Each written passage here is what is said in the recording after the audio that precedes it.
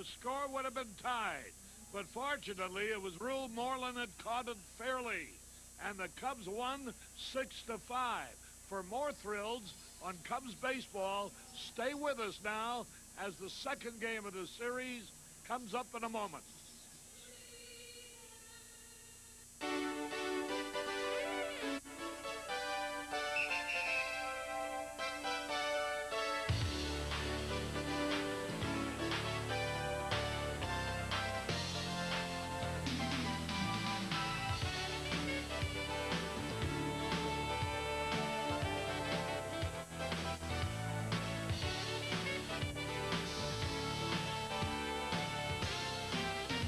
Participating advertisers in Cubs baseball are... Sing and have a croissant to go. A croissant to go at Burger King. Hurry, it's going fast. Well, here we are. A shrink treating a guy in his underwear. I think I've hit the real bottom this time. The Bob Newhart Show, weeknights at 6:30 here on Channel 9. The highlights in yesterday's victory over the Giants were 2 home runs by Ron Say, his 300th and 301st of his career, many of them hit against the San Francisco Giants. But it took a broken bat single, driving in 2 runs by Terry Francona to win the ball game 6-5. Stay with us now for doubleheader thrilling action as the Cubs face the Giants again.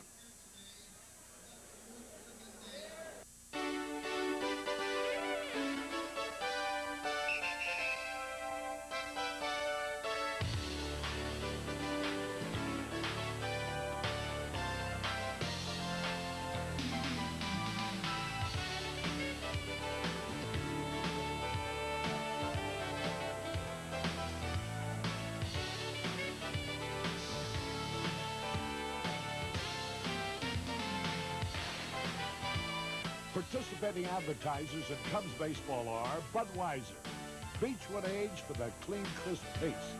This Bud's for you. Toyota dealers who remind you to buckle up. Who could ask for anything more? Your neighborhood True Value hardware stores. They've got what it takes. Your neighborhood Unocal 76 dealers who invite you to go with the spirit of 76. United Airlines. You're not just flying, you're flying the friendly sky. Zenith. At Zenith, the quality goes in before the name goes on. Pepsi, the choice of a new generation. The Chicago Tribune. A great city deserves a great newspaper. Your Chicagoland, Northern Indiana Better Buick dealer. Wouldn't you really rather have a Buick?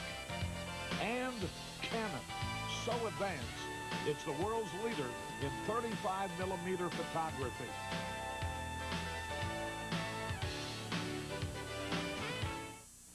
Bud Thunder.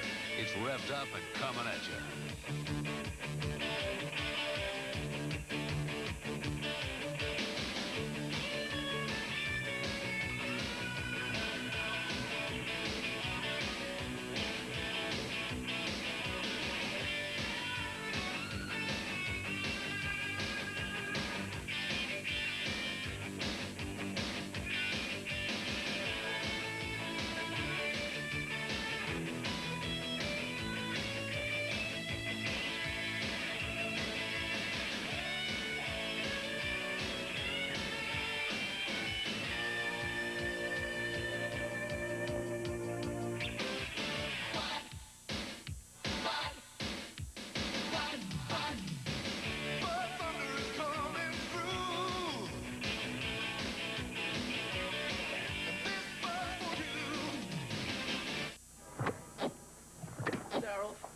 Darryl, it's 110 stories high. World's tallest building. You ready? Darryl, are you sure these will hold us? No problem. They'll take us all the way to the top. But Darryl... There'll be endorsements, Darryl... TV appearances, books. We'll make millions. You ready? Are you sure these will hold? Trust me. They'll stick like glue. There's an easier way to reach new financial heights. Play Lotto. Hello again, everybody. With Steve Stone, I'm Harry Carey. We're at Candlestick Park here early in the day. It's only noon, and we're going to have a doubleheader, the first of the year. One of only two regularly scheduled doubleheader for the Cubs this year. The Cubs are going to face a newly resurrected pitcher, Mike Lacoste. He threw very well last time out. 7 1/3 innings against St. Louis. Didn't give up any runs. He's got a good split-finger fastball, and Harry, Roger Craig talked to you about that. Yes, he has taken to the pitch better than anybody else, primarily because of the length of his fingers. He's able to get the ball between his fingers very easily. Well, he throws the ball pretty well. He doesn't have a good fastball, and he'll be opposed by Rick Sutcliffe today in Game 1. The Cubs, who took the first 2 games of this series, have 2 of their best going today in Sutcliffe and Eckersley. You know, I'm just wondering whether all this publicity about the split-finger fastball might not be a little camouflage of what it really is, which is a spitball. Well, I don't think any of them are using it too well at this point. They have good split-finger fastballs, especially the man who pitched yesterday, Garrelts. But this ball club is on kind of a suicide mission if they keep using 4 or 5 relievers every game, and I'm talking about the Giants. All right, we'll be back with the ball game, the starting lineups in a moment.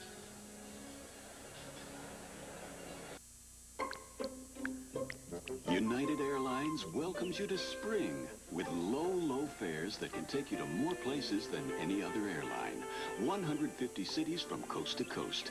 Fares as low as $39 to $169 each way with full Friendly Skies service. Spring is in the air, so take off with a low United fare. You're not just flying, you're flying the Friendly Skies.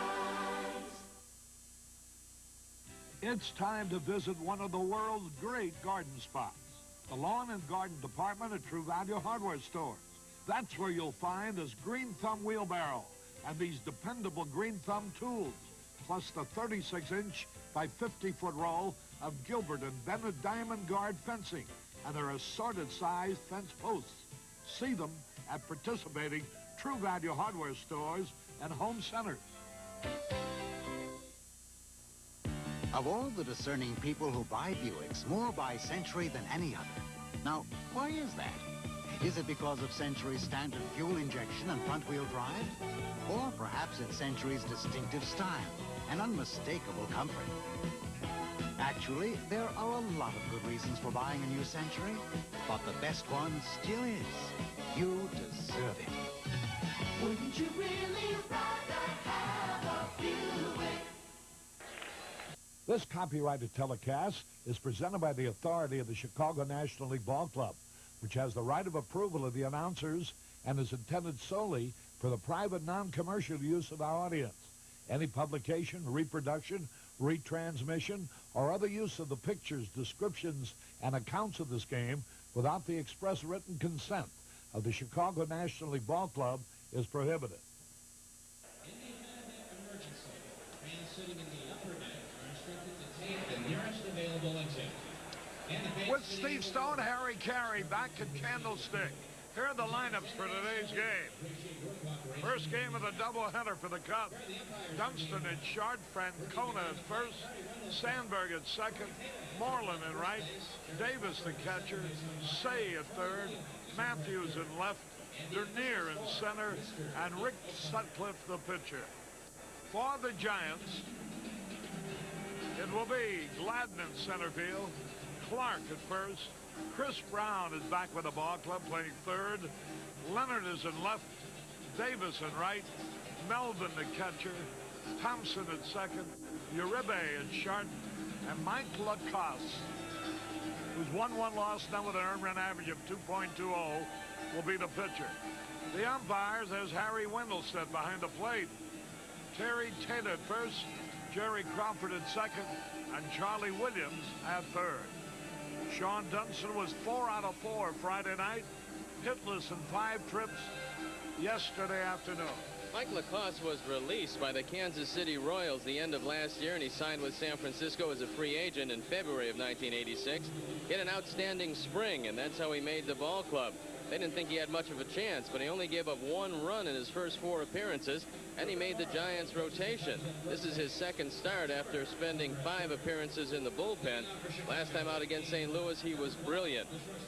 This year, 1-0, 2.20 ERA, 7 appearances. This is his second start and his third start since 1984. Boy, he reminds me of a pitcher used to be with the Giants some years ago. Sidearm right-hander Bobby Bolin.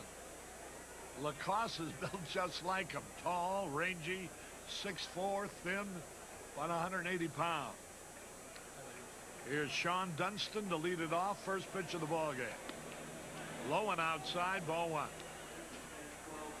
The Bradley University alumni chapter of the San Francisco Bay Area. 40 members in a group here today. Lacoste made one pitch and is cleaning his spikes. One ball, no strikes. The delivery now. He bunts down the third base line. He may beat it out. No, out. Got him by a half a step. Nice play by Chris Brown. The Giants have their infant infield back intact. Chris Brown playing third base today for the first time in the series, and he makes a good play. Lacoste wisely lets it go. Brown with a good strong arm guns it over there. Boy, Terry Tata said he was out, but it looked like he tied the throw. He was out. His foot was not quite on the back. But, you know, Lacoste made the play. Had he reached for the ball, even had he fielded it cleanly, he couldn't have gotten him to throw what Chris Brown did coming in and fielding the ball in throwing position. Here's Francona. He's already helped the Cubs immeasurably in the 2 games he's played. He drove in an important run Friday night, and he won the game with the 2 tie-breaking runs in the 9th yesterday. Ground ball hit sharply, but Thompson has it over the first of the out. 2 up, 2 down. And here's Sandberg. You'll know when Mike Lacoste is sharp because all he'll give up is ground balls. He throws a sinker and that split finger fastball. Both of them go down. So he, a lot like Steve Trout, is going to get a lot of ground balls today, and his infielders should be on their toes. Here's Sandberg. He's had 3 out of 8 in the series, batting .264 now for the year with 2 homers and 11 RBI. Fastball a little bit low. Mike Lacoste.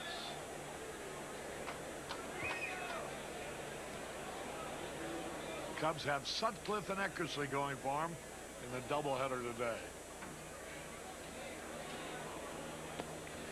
There's that split finger fastball low. Ball 2. Gia Tupera and Judy Montalbano join the game here. There's Rick Sutcliffe, who'll be taking the mound in a few moments. Sandberg waiting the pitch.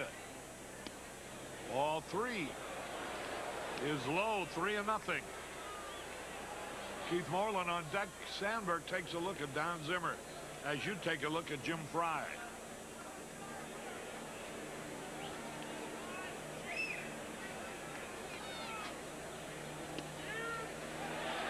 Caught the outside corner at the knees. 3 balls and a strike. Lacoste originally came up with Cincinnati, was sold to Houston on waivers in 1982. Had a .290 ERA that year with the Astros. Wall, he walked him. Here's Moreland, who was hitless yesterday, 0 for 5. Had 1 out of 4 Friday night. Karras and Mark Staniak from Eugene, Oregon, are here to pull for the Cubs today. It's only the 4th walk by Mike Lacoste in 17 innings, so he's got good control. But he's having a lot of trouble with his spikes. He can't keep the mud out of them and consistently cleaning them. We haven't had rain in quite a while, Harry. I can't figure that out. I guess they wetted down the infield rather heavily. 2 men are out, a runner at first.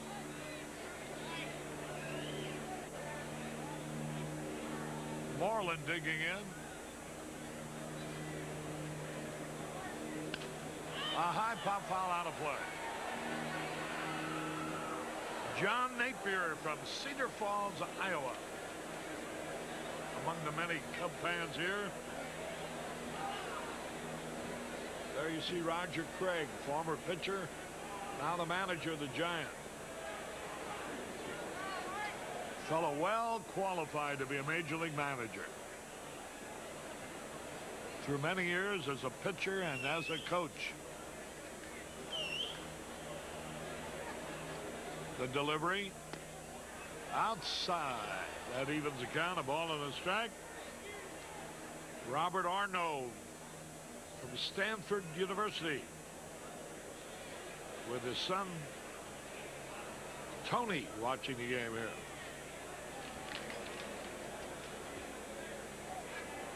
One is the count. Runner back. The Cubs leave right after the doubleheader for Chicago. Have an off day tomorrow. And then open a series against Tommy Lasorda's red-hot Los Angeles Dodgers, who've won their last 7 in a row.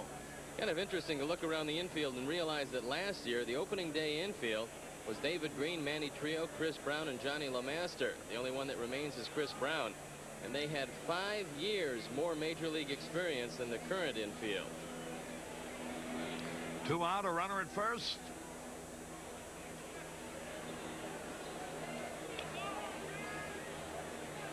The pitch to Moreland. And the split finger fastball is low. 2 balls and a strike. You got to figure him to throw either the split finger or a breaking ball here. Good opportunity to try and run Sandberg, although that foot hasn't been 100%. Let's see if Jim Fry takes that into account.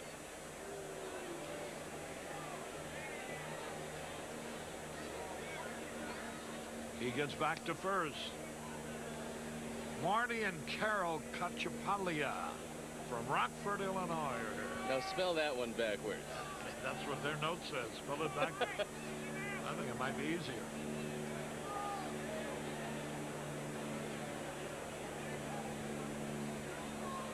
Watch Sandberg.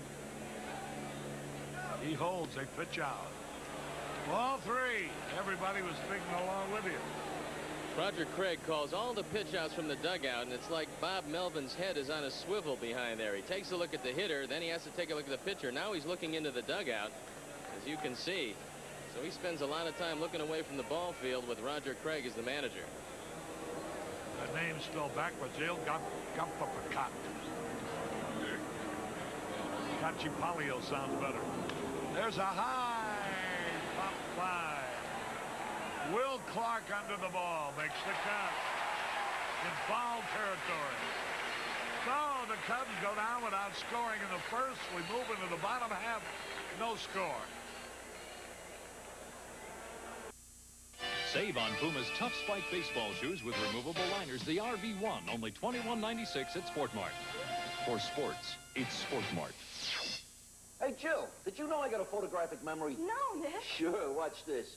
Rick Sutcliffe, 812 strikeouts, 3.73 ERA, 81 wins, 54 losses.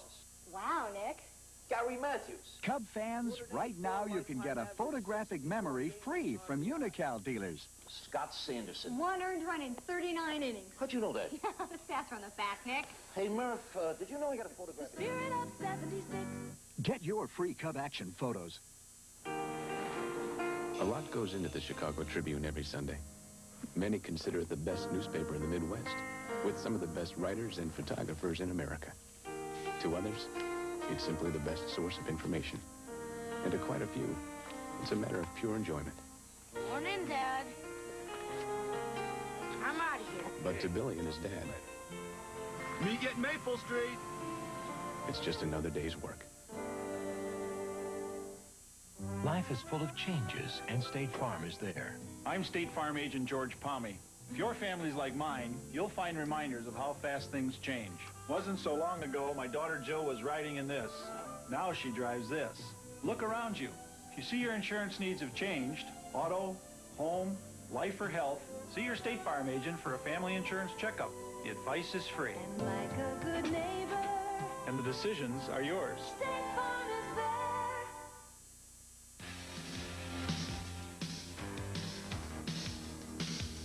Tough Guy Week begins Monday night at 7 on Channel 9. Harry Carey back at Candlestick. Here are the other scores. We have a moment. Darryl Strawberry hit his 4th homer of the year in the first with 1 on. The Mets are out in front at Cincinnati, 3-0. Darling pitching for the Mets, and Soto, who's having his problem, as is his team, the rest. That's the only National League score we have. In the American League, Texas and the Yankees are tied 1-1 in the 3rd. Detroit leading Minnesota 3-0 at the end of 4. Toronto leads Seattle 1-0 at the end of 3. And Rick Sutcliffe on the hill. Billy Connors has been working with Rick Sutcliffe. He's trying to get him to stay over the top with his arm. When he gets under it, he gets the ball up, and it doesn't help his breaking ball any. And they've been after the big right-hander to speed it up some. This is a good day to pitch here.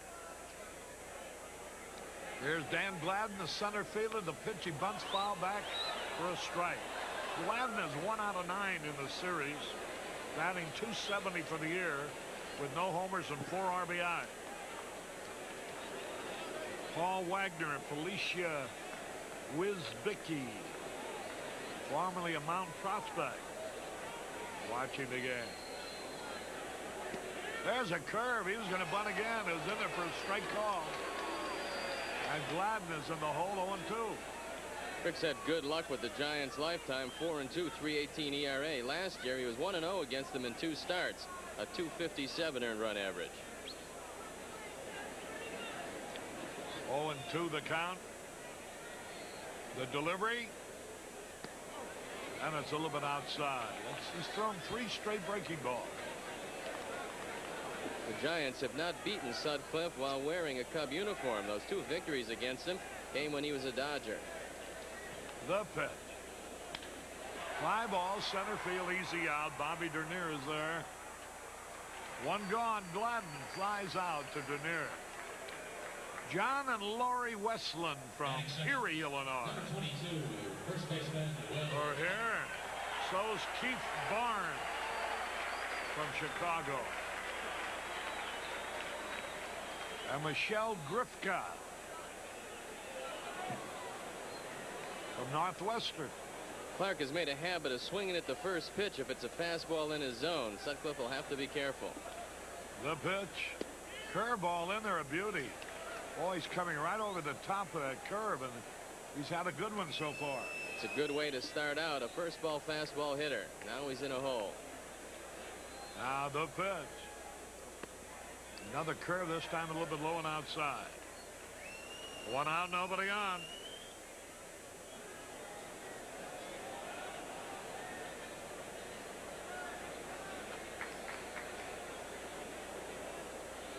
Clark batting .302 for the year with 4 homers. Swings and he fouled, tips, and he's off stride on that pitch. A couple of starts ago, Rick Sutcliffe shook off Jody Davis on about 75% of the signs. Another thing Billy Connors was talking to him about was going along with Jody more times than not. Good communication is essential between pitcher and catcher. There's a pitch inside. Now the count evens, 2 balls, 2 strikes. Will Clark has had 1 out of 5 in each game of the series. The delivery, here it is. Smash hard right at Sandberg. He's got it. 2 gone. Brandon Kevin Morrell from Wilmette on hand. So's Kathy Libby. 2 men are out. Chris Brown returning to the lineup. He missed the first 2 games because of the illness of his father in Los Angeles. He's hitting .328 for the year, 1 homer and 10 RBI. He's a potent bat back in the lineup. Last year he hit 16 home runs with 61 RBIs. There's a fastball, brushes him back a little bit. He's a big man at 6'2", 210, out of Jackson, Mississippi, now lives in Los Angeles. There's a strike call.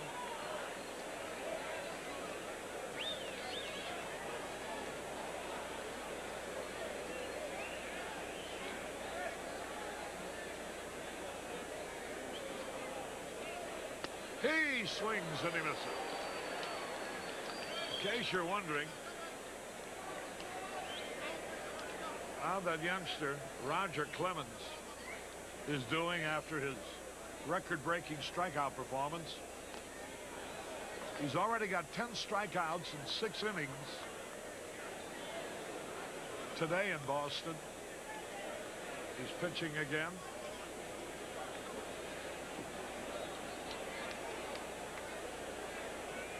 Against Oakland.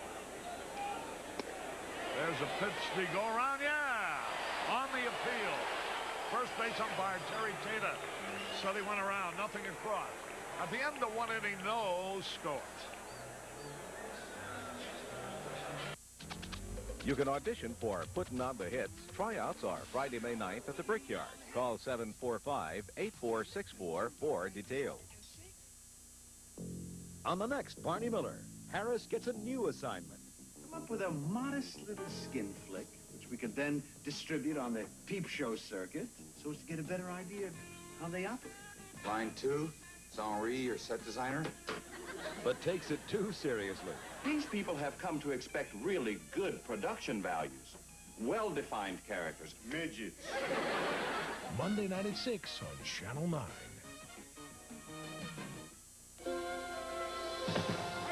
In the minors, you must have called it all 1,000 times. Then one day, you got the call. What's this, rookie umpire?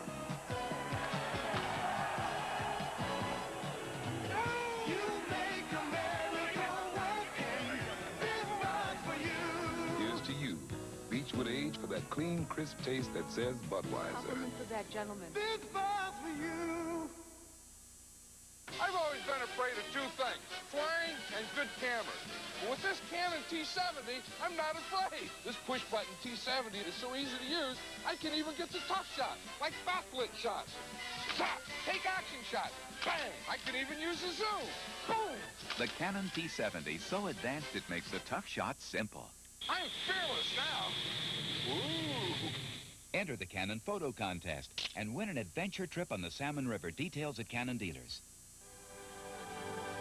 William Holden, Jennifer Jones. Love is a many-splendored thing. Monday night at 11:30 on Channel 9. With Steve Stone, Harry Carey back at Candlestick. As we go in the top of the 2nd inning, that young lady had just washed her hair and can't do a thing with it. Jody Davis leading it off. First pitch is high. My good friend Joe Laughlin, who's the Vice President and General Manager of WGN-TV. Here's a note that'll be of interest to him. Mike Lane, Pat and Chris Lane are here to cheer for the Cubs.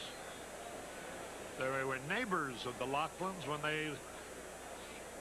when he was in charge of the Tribune station there in Denver. Bouncing ball foul. And they want to send their regards along to Joe Laughlin and his lovely wife, Lynn.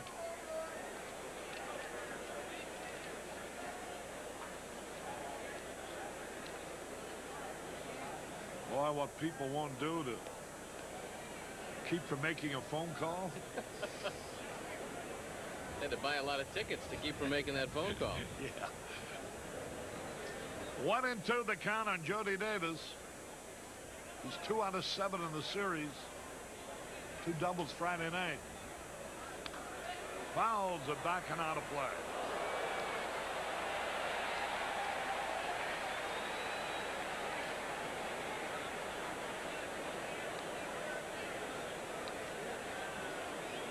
Look at a pretty good Beautiful defensive catcher right there, Bob Melvin.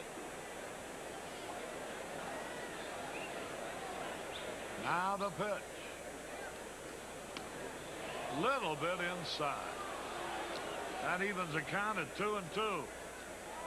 Jody trying to get something started here.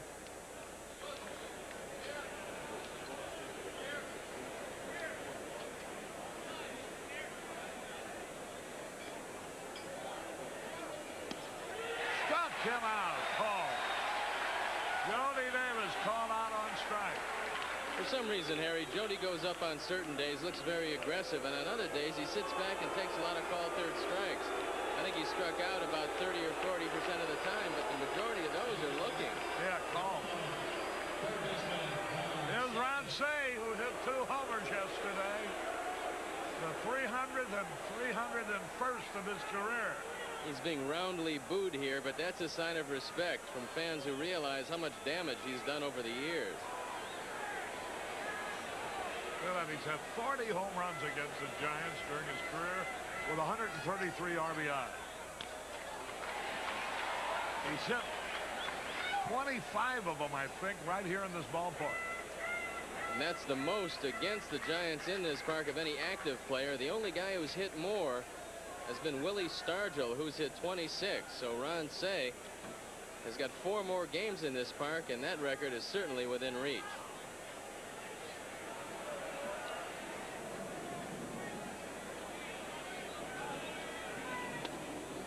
Breaking ball, split finger fastball low and outside. Strawberry just hit another home run, his second of the day. And the Mets are leading the Reds 4-0 in the 4th.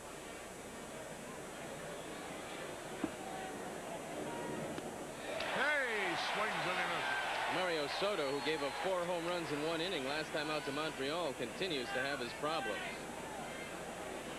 Boy, he has given up a lot of home runs already.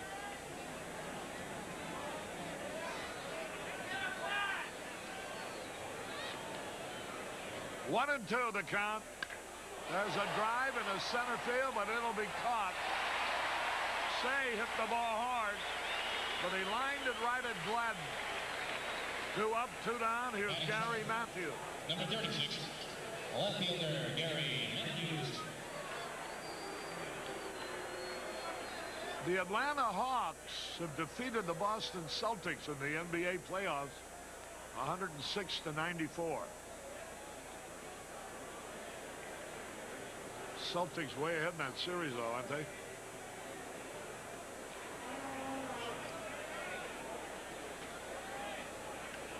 Here's a strike call. Matthews hitting 190 for the year with no homers and 3 RBIs. Here's the pitch. Ground ball to the shortstop, Uribe. He throws, and Matthews is an easy out. Nothing across. We go in the bottom of the 2nd, no score.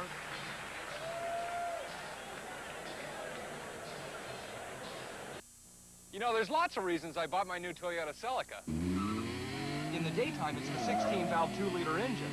And at night, boy, do I look good. In the daytime, its 135 horsepower makes me feel real special. And at night, boy, do I look good. In the daytime, Celica's front-wheel drive helps me handle the road. And at night, boy, do I look good. The Toyota Celica GTS.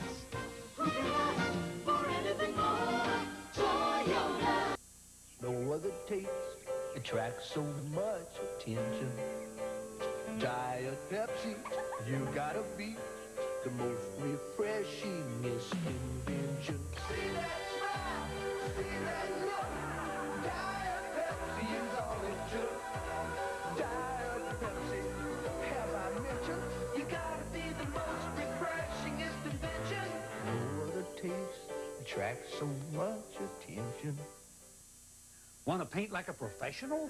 It's easy with the Easy Roller Kit from Easy Painter. It cuts painting time and eliminates messy pan. The special control valve adjusts the rolling speed and thickness for the finish you want. Works great with latex or oil-based paint, too. And it's on sale now at Builder's Square for only $12.44. You don't have to be a professional to paint like one with the Easy Roller Kit. Just $12.44 at Builder's Square. A square deal that's right for you. Did you use unnecessary deadly force? I used everything I had. Stallone is Cobra. Rated R. Soon, everywhere. Number 20, left fielder Jeffrey Underwood. Harry Carey back in Candlestick. We go in the bottom of the 2nd. Harry, you ought to think about getting a pair of pants like that. I think you'd look good in them. It looks like a forest. Can't see the forest because of the trees.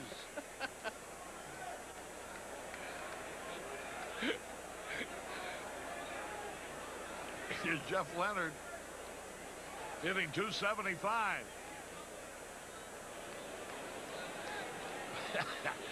Jerry Pritikin, the bleacher preacher, has sent up some kosher pickles, and I mean they're kosher. There's a drive into center field. It was misjudged. Dernier broke back, and the ball drops in front of him. It sounded like it was well hit, but he hit it off his fist, and the ball dunked in the short center. This ball freezes Bobby Dernier in center field. As you can see, he just stands there for a couple of beats, and that cost him a base hit. Here's Chili Davis now. You can be able to keep the score with that kosher pickle juice all over your score sheet. Hey, you know why I opened up this little keg of kosher pickle? I figured the aroma from the pickles will compensate for the nasty smell of your dirty cigar. Well, I'll tell you what, I might make a deal with you. I might quit smoking if you put the lid back on that thing. No, go keep smoking, that's all right. Artie, you want some of these pickles, huh? All right, we'll send them now. Chili Davis, the batter. A runner at first. I've done almost everything conceivable on the air in my career, except this. This one, it sounds like when you bite into a pickle.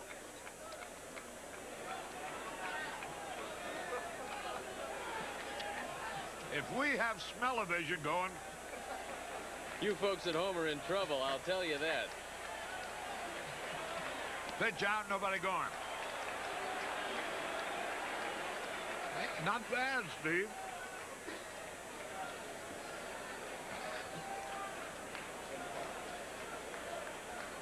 Kosher pickle for breakfast? Arnie's looking for the corned beef. He says you can hold the pickles.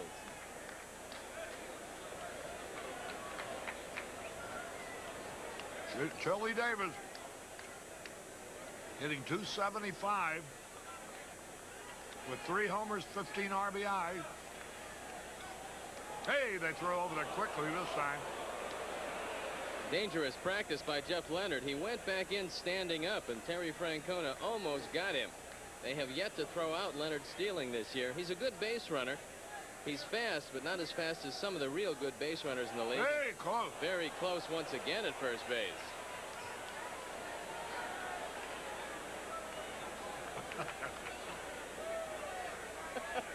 Boy, oh boy, you snitch, you. Again! Boy, they almost had it.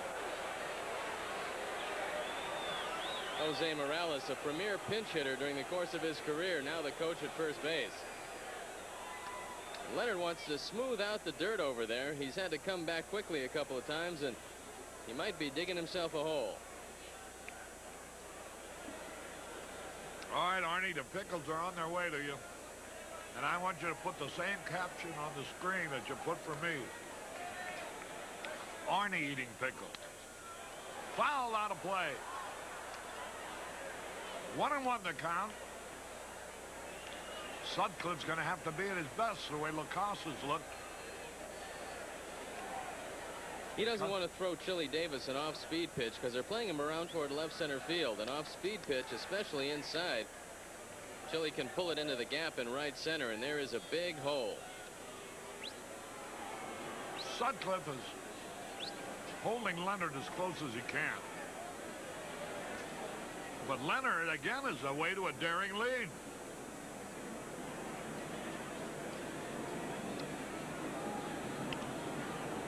He gets back safely. Looks like he's got Sutcliffe pretty well read. When you go into first base standing up, you run the risk of having your momentum carry you off the bag. With that in mind, Terry Francona keeps the glove on Leonard even well after the ball gets over there. Again. Hey, he almost came off the bag.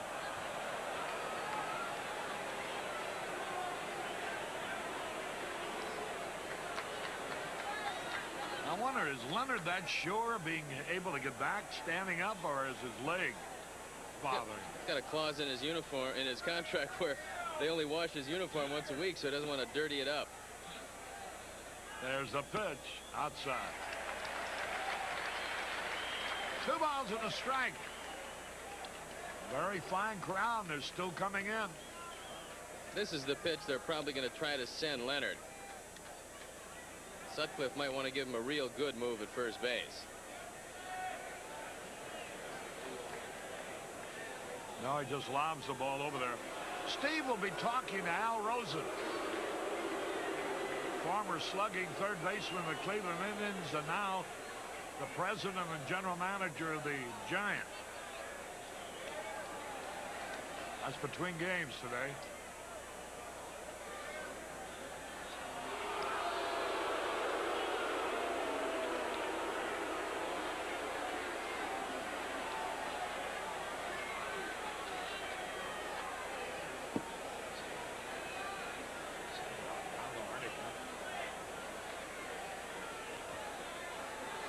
Quick throw, the runner back.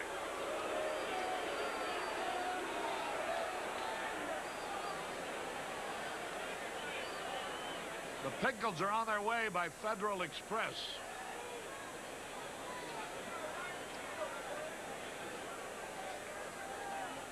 He's going to bunt. Oh, and it's going to go for a hit.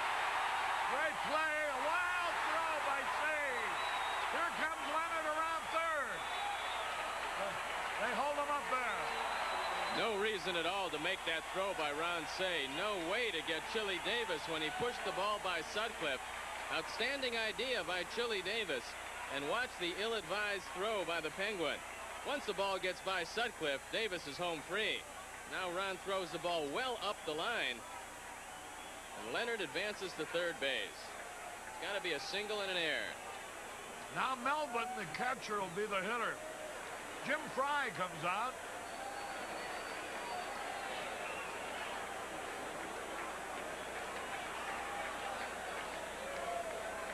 Do you think there's something about the way Sutcliffe is throwing the ball that prompts Jim to come out this early, or is there something else?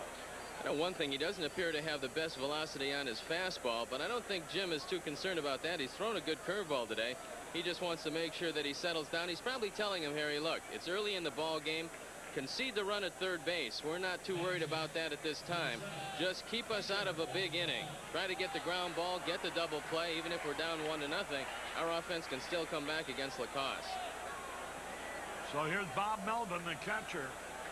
He's hitting 170 for the year. He's had 1 out of 4 in each game. The infield's going to play back with a double play. The pitch is high. 1 ball, no strikes. Sutcliffe was 1-1, lost 3 this year with a high earned run average of 4.41.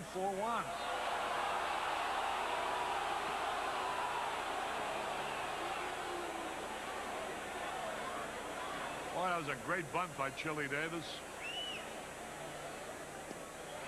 Going outside. Sutcliffe is struggling.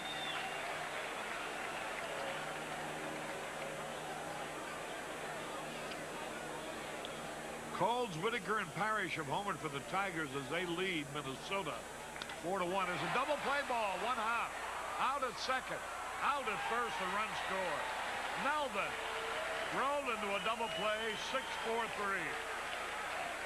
Leonard crossing the plate. Well, that was the advice Jim Fry gave him. It certainly worked out well. They do concede the run, but they cut down 2. A real snappy double play. Here's Rob Thompson now. Second baseman, Robbie Thompson. Thompson had 3 hits yesterday, 1 Friday night. Roger Clemens going for his 5th victory of the year for the Red Sox. At a 4-0 lead, and he has fanned 10 in the first 6 innings. There's a pitch low and outside. Rob Thompson. Roger Craig likes this young man because he says he's never out of position. He knows how to play the game. He's in perfect shape on all cutoffs. There's a good fastball over the outside corner. And the count evens. A ball and a strike. Giants are out in front 1-0. Low. Thompson had to battle Mike Woodard as well as Brad Wellman. That was in spring training for the second base job, and he won it. 2 balls and a strike. Third ball is low, ball 3. 3-1.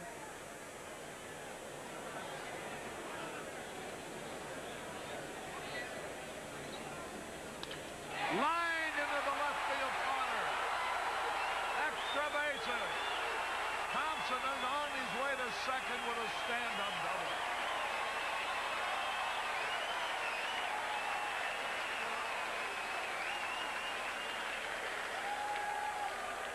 Three-1 pitch, and it's a fastball low and down the middle. And the more 3-1 and 2-0 counts you have in the course of a game, the more you're going to get beat around.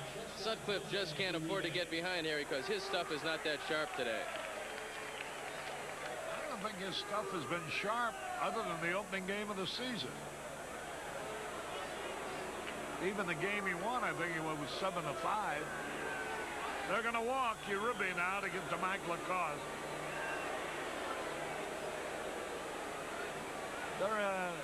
It's a lack of consistency, it seems like.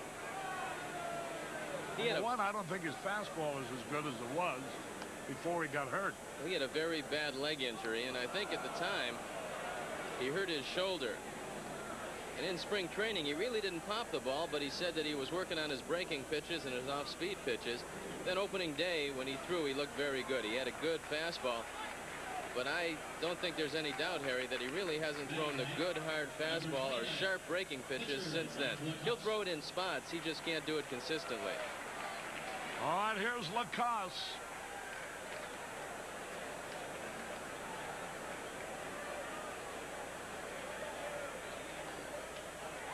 Swings and he pops it up on the infield. Dunston took charge and made the catch. 1 run on 3 hits, 1 costly error, and 2 left. At the end of 2, Giants lead 1-0. Stand by. Here's your hotline tip of the hour from the Comb Company. You see us in the Wall Street Journal. We take brand name closeouts and sell to our customers below dealer cost. Like this imported leather briefcase set, a $230 value, both yours for $68. Here's top quality imported leather, luxury details like tailored stitching and polished bright work. Your own double combination locks close like a bank vault. A special compartment snaps out, expands to give you 25% more storage when you need it. Nestled inside is the leather banker's case. Neat, trim, button-down look, 2 cases, genuine imported leather for $68. You can't lose. Available only on the Comb hotline. Have your credit card ready. Send your check or call 800-554-7000. Credit cards only by phone, 800-554-7000. For rush delivery, call now. Once you start listening to a Delco music system, you'll never want to stop. Nothing else sounds quite like Delco because it's specifically designed to match the acoustics of your very own GM truck while it's still on the drawing board. Delco Electronics delivers sound so true, you just can't be lured away from it. Delco designed in sound. You'll love it too much to leave it.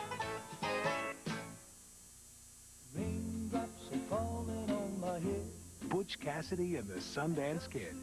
Monday night at 7 on Channel 9. A participating advertiser in Cubs baseball is the Illinois State Lottery. With $1 million, life is a breeze. Play Windfall Instant Lottery. With Steve Stone, Harry Carey back at Candlestick. We go to the top of the 3rd. Bobby Dernier will lead it off. Cubs looking for their first base hit. Norma Perry of Plymouth, California, along with her daughter, Nancy Bose. Hoping to see a double victory for the Cubs.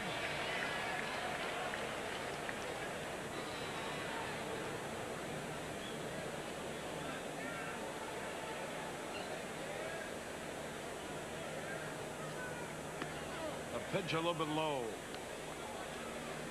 Janie and Chuck Dell of Milton, Freewater, Oregon. Watch the games on GN all the time or here in person.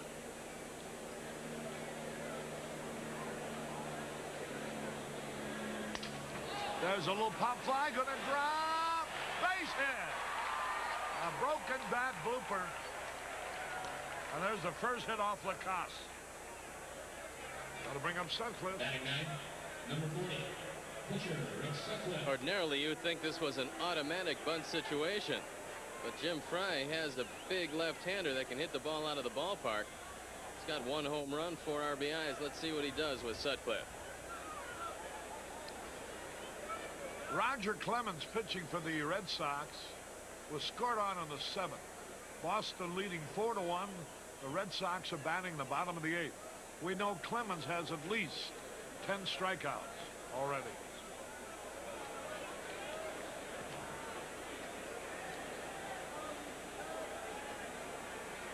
In his last start, he had 20, a new major league record. Runner back. Mattingly hit a homer with a man on to tie up Texas 3-3 in the 7th.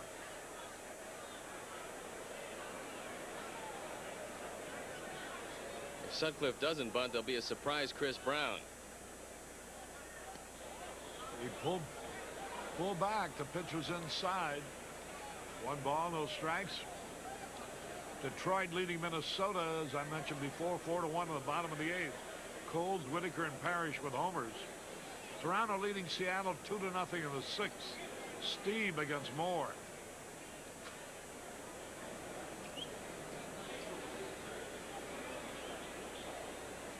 Dernier is back. A lot of times what a manager will do will say, okay, I'll give you 1 swing. And if you don't hit the ball somewhere, you'll bunt. Let's see if that holds true. Chris Brown very close at third base.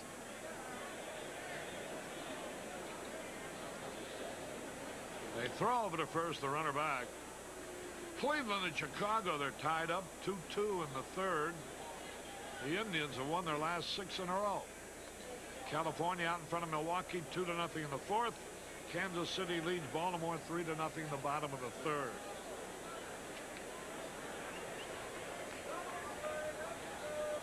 Whoa, he bunts the ball in the air. They let it drop. And now they throw to second for 1. They got the slow man on. That's a smart play. He popped the ball in the air. Lacoste could have caught it. But he knew how the Sutcliffe is slow, and he wanted to get the faster man off base. A smart play, Harry, except the better play would have been to throw to first base, let him retire Sutcliffe, and then get Bobby Dernier in a rundown. By throwing to second, Sutcliffe knows the play is going to go that way, and he gets a chance to beat it out. So a good thought process, but a throw to Will Clark would have served him a lot better. So there's 1 away. The National League scores. Philadelphia leading Atlanta 5-1 in the 9th. Darryl Strawberry has already hit 2 homers. The game's only in the 4th inning, and the Mets are out in front of Cincinnati 4-0. Houston and Montreal, no score at the end of 1. Dodgers batting in the bottom of the 2nd, no score with the Cardinals. Pittsburgh and San Diego hasn't gotten underway. Here's Dunston taking a slider outside.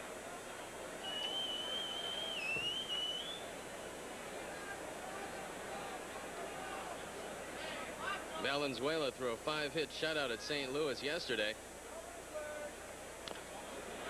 Fouled it off his foot. And Hershiser's throwing against him today. That's, if nothing else, the Cardinals had the satisfaction of batting against $2 million worth of salaries within 24 hours. And they're really showing them that they can't push him around, aren't they? 5 hits they managed yesterday. Redbirds are having their problem.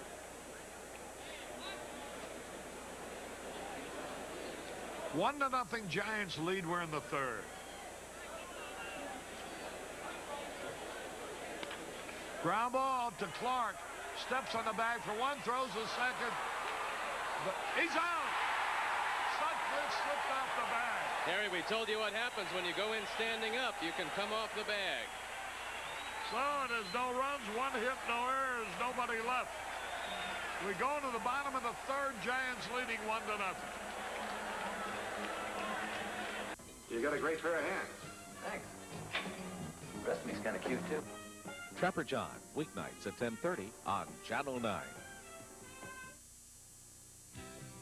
When it's time to put on your fix-up hat, start with top-quality equipment from True Value hardware stores, like durable GE household sealants and Wagner glass mask for painting around windows.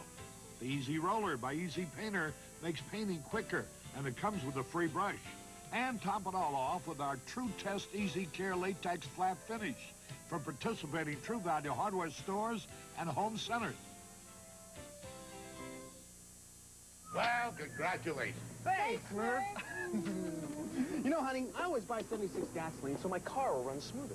I buy it because it keeps my carburetor clean. Well, we'll buy 76 so our car will run smoother. Cleaner. Smoother. Cleaner. You're both right. 76 gives your car a smoother running engine because it keeps your carburetor clean. Oh, darling, our first bite. No, it The wasn't. spirit of 76. It was too. An official sponsor of the Liberty Centennial. On April 14th, GM car prices were raised across the board, and this Buick price sticker became extinct. But you can still beat the GM price increase at your better Buick dealer. Buy now and choose from over 10,000 new Buicks in dealer stock. Buicks ordered before the price increase. Plus, get financing as low as 5.9%, the lowest GM AC rate in history. But hurry, these old sticker prices and 5.9% financing won't last forever. See your better Buick dealer now and save.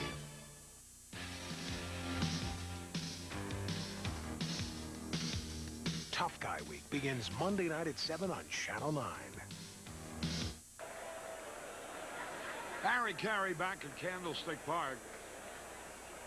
We're going to show you the play. Now watch Sutcliffe going in, standing up. After Clark and Randy came off the bag. And Uribe had the ball on him all the time. Here's Gladden to lead it off. Fouls it back. Teresa Stark Markarian here with a group from the Naval Postgraduate School in Monterey, California. Lieutenant Tom Phelan in that group enjoying a birthday here.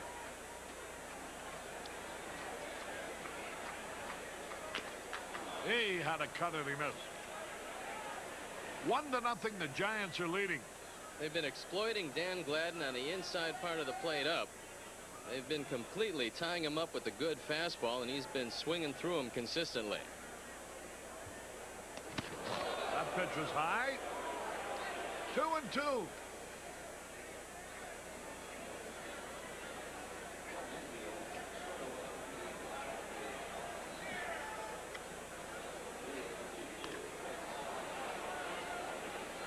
Barely got a piece of it.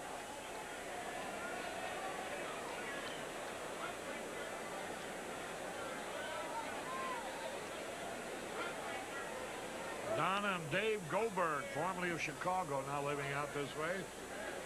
Here to cheer for the Cubs. Dan Gladden, flat out his first time.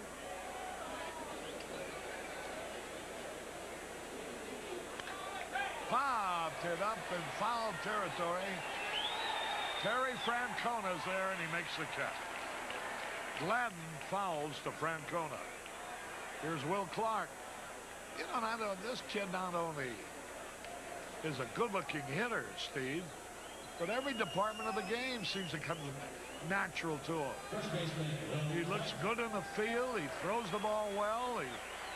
He seems to be completely at ease, which is remarkable for a youngster less than 1 year out of college. If you didn't know that he was a rookie, Harry, you would swear you were looking at a guy who had been around the game 10 years. Catching pop-ups or throwing the ball, he just does everything the correct way. Here's the pitch in there for a strike call.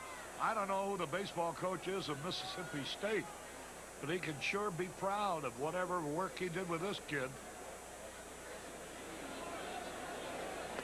He swung trying to check his swing, and he's in the hole 0-2. I think it goes beyond that with Clark. It looks like he had good fundamentals all the way up, so his Little League program must be applauded. Here's a pitch high. That's really a good lesson for all you young players. Get a good, sound, fundamental base. Then you can let your natural talent take over. Struck him out. Curveball caught the outside corner. 2 men up, 2 men down. The Katz-Nelsons are here. This is called a backdoor breaking ball. He just throws it over the right-hand batter's box, tries to nip the outside corner. That's exactly what he did.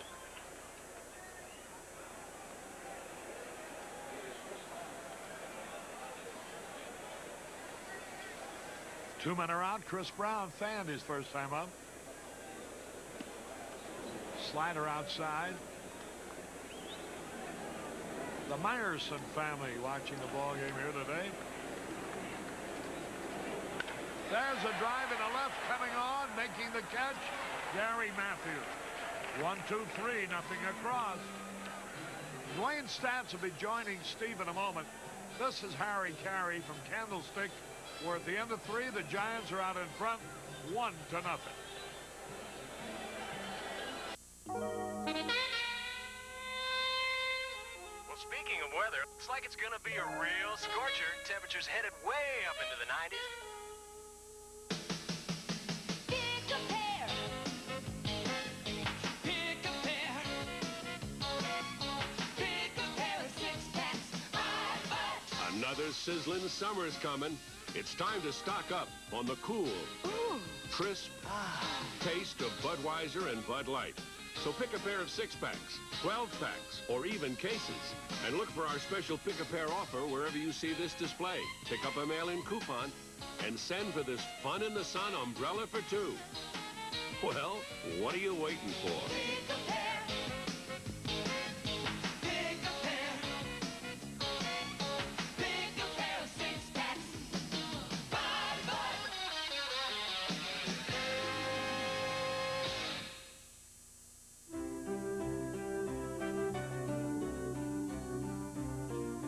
Most newspapers don't have their own foreign correspondents. Most newspapers don't have a Washington bureau or keep as many columnists and local reporters on staff. But Chicago's always been known as a great newspaper town, and at the Tribune, we intend to keep it that way. A great city deserves a great newspaper, the Chicago Tribune. William Holden, Jennifer Jones. Love is a many-splendored thing. Monday night at 11:30 on Channel 9. Steve Stone along with Dwayne Stats taking you through the middle. A beautiful day in San Francisco. Another pitcher's duel, Dwayne. That seems to be the rule of the day lately. Well, Mike Lacasse has a scoreless string going now out to 18 1/3 innings. And when this fella has that good split-fingered pitch, along with a natural sinker, he can be tough. Harry Francona looks at one off the outside corner. Hit the ball hard the first time, but grounded out second to first. Cubs will have a big decision with Francona come Tuesday in Wrigley Field. What are you going to do with a guy that hits the ball this well? Ball is sliced foul. He's had 3 hits in the 2 games he's played, including the game winner yesterday. But with Leon Durham coming back to join the club on Tuesday, you wonder what's going to happen with Francona. You can certainly make a case for having Terry Francona on this ball club. Good left-handed bat, a good contact hitter. A lot of situations that call for putting the ball into play, and he can do just that. Popped up. Uribe coming over, crossing over into foul territory. The long run, and he makes the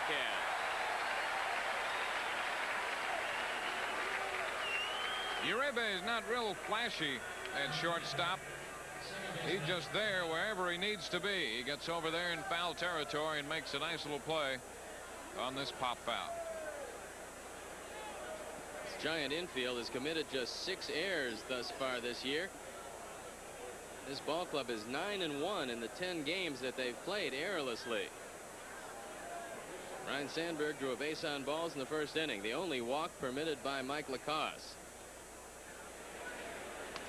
Good fastball for a strike. Lacasse 6'4", 190 pounds. Born in Glendale, California.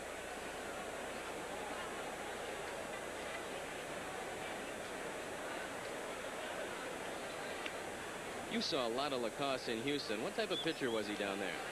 Well, he was trying to make a change. You know, when he first came up with the Reds in his first full year, he won 14 games, basically a sinker slider pitcher. But the sinker was his big pitch. The slider never was a very good pitch for him.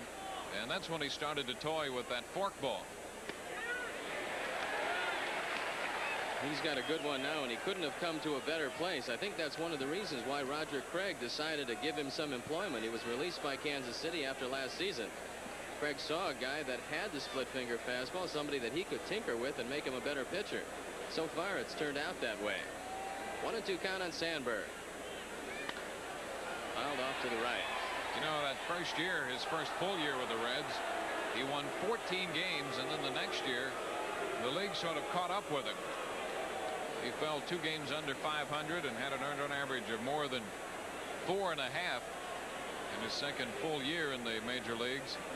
And it was primarily because the breaking pitch was not that good. So he needed another pitch. Just missing outside. Count evens at 2-2. Last year at Kansas City, he was used sparingly. 1-1, 5.09 ERA. Only appeared in 21 games. Then they sent him to Omaha in AAA, where he was 1-2, and he was released when the season ended. Long drive, left field, well hit. You can forget about this one. It's gone. Home run, Ryne Sandberg. The game's tied at 1.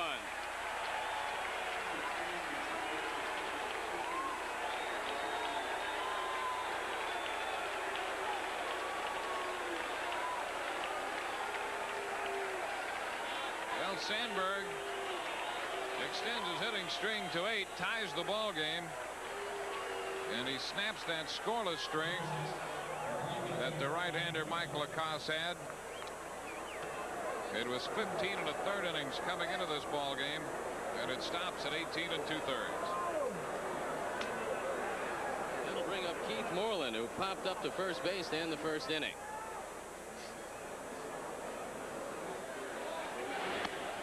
Swings and he misses a high fastball.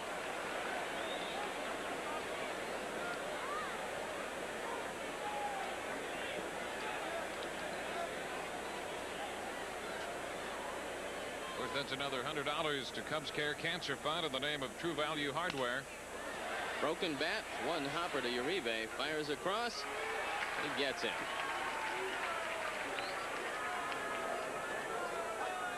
Here's the home run pitch. It stayed up and out over the plate. A perfect pitch to hit out, and Sandberg did exactly that. Here's a look at Rhino. His third home run, his 12th RBI. This is not a difficult park to hit the ball out of in the daytime. Not much to hold it up, and the fences are not that far back. Just 365 in the alley in left center. Good cut by Jody Davis. Jody struck out looking in the second. They moved the fences about 10 feet closer, I think, in 1982, and lowered the height of the fence. It's 9 feet high out there now. It used to be 12 feet high.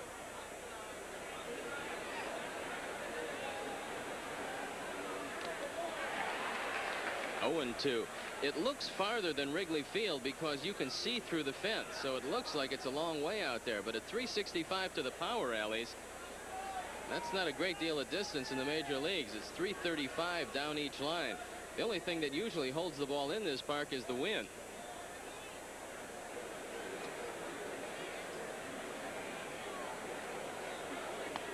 Strike 3, swinging. But a good inning for the Cubs. They get a run on one hit. There were no errors, and they don't leave anybody. And at the end of 3 1/2, the game's tied at 1. The WGN Cubs Bumper Sticker Contest. You could be a winner. Watch tomorrow afternoon at 4:30 on Channel 9.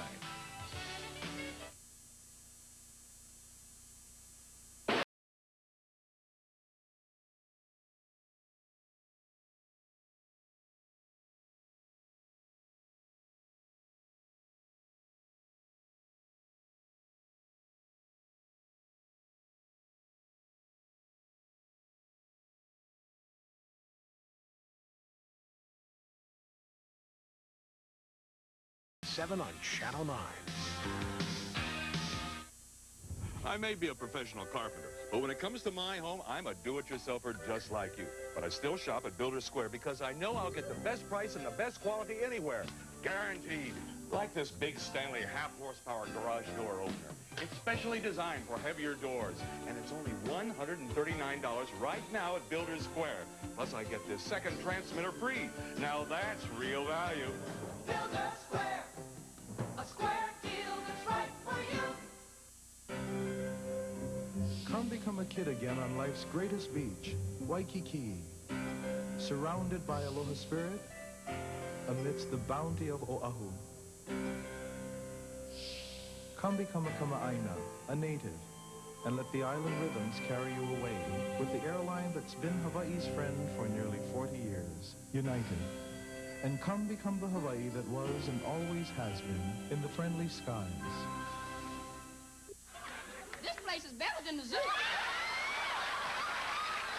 The Jeffersons, weeknights at 5:30 on Channel 9. One of the reasons why the attendance is so good here today is that it's half price for Rabbits Day. There's a lot of them in the stands, but we're going to show you a fellow with a particularly good seat.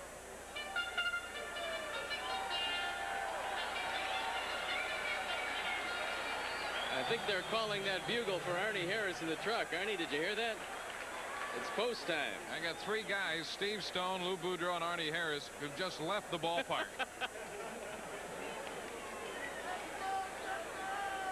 Jeff Leonard, the lead off of fourth inning. He singled and scored the giant run in the second. And he's been pounding the ball. Fouled off. Leonard with 5 home runs, 19 RBIs, hitting .340 coming in. And if you look at the list of offensive categories around the National League, you'll see Leonard's name prominently in almost every one of them. It's the first smile from Jim Fry in quite some time. That's what winning a couple games, the first 2 games of the series, will do for you. And a Ryan Sandberg home run to tie this one. 1-1 count on Jeff Leonard. Breaking ball misses down. Leonard looks to me like he's altered his batting style some. He's got a severely closed stance these days. He seems to be generating a lot more power, and I know he's got a lot more confidence. He seems to have taken to the leadership of Roger Craig.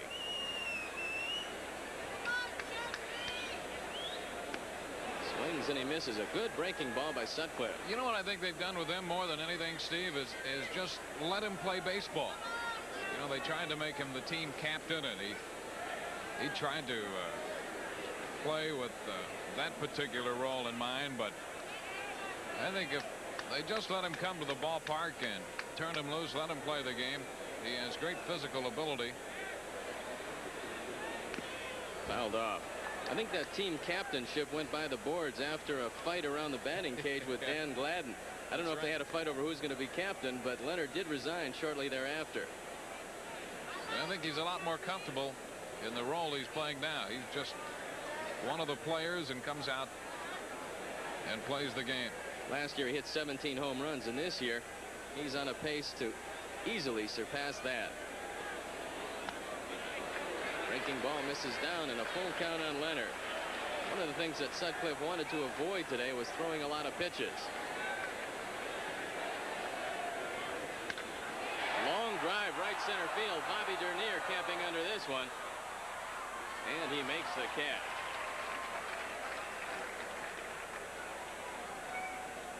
That's a nice catch by Dernier. That ball was slicing away from him, but yet the wind was blowing out toward left center field. That's a tough fly ball to gauge, but Dernier got over there and made the grab. That'll bring up Chili Davis. Had a bunt single in the second inning, and then Ron Say threw the ball away. On the ensuing double play, Jeff Leonard scored a run.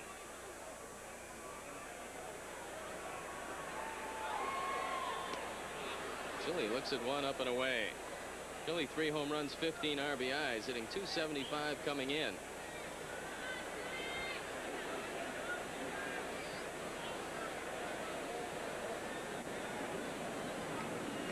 Ryan Sandberg very deep on the right side, back on the grass. Terry Francona deep at first base. Good Curveball over the outside corner, 1-1.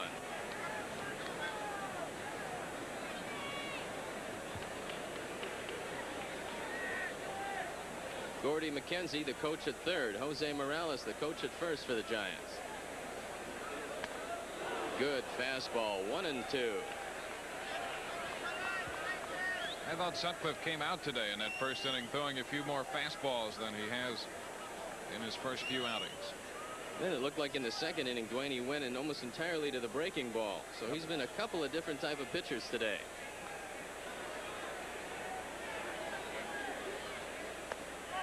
Curveball misses down. I think the real difference in Rick Sutcliffe between the Cy Young Award year and how he is now, Dwayne, is that he was a power pitcher who used his fastball to set up the curveball in '84. This year, it seems to be more times than not, he's using the breaking pitch to set up his fastball. That's a complete reversal for him. You can be equally effective either way, but the one thing that Sutcliffe has going for him is one of the great hearts, one of the great competitors on the mound.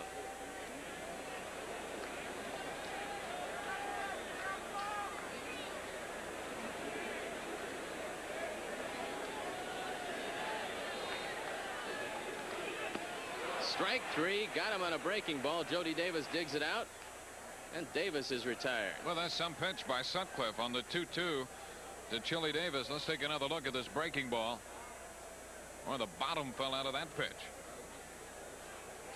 Third strikeout for Sutcliffe. He's only walked one, that intentional. Walked Jose Uribe in the second inning to get to Mike Lacoste.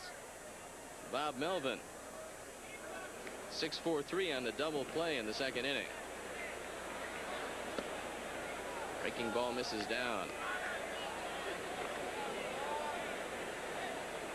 Chris Brown back in the lineup today, so Bob Brenly, who has played third base the first two games, taking a rest.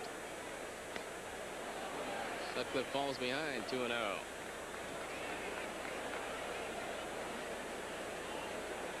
We have gotten some unusually good weather in Candlestick Park for this series. Well, it's been a very pleasant stay, including the night game out here Friday. 3-0 count on Melvin. Melvin not known for his bat. But he's hit a couple balls hard against the Cubs in this series. A couple of doubles, one down the left field line, and one he hit off the wall in right field. So he's shown some good power.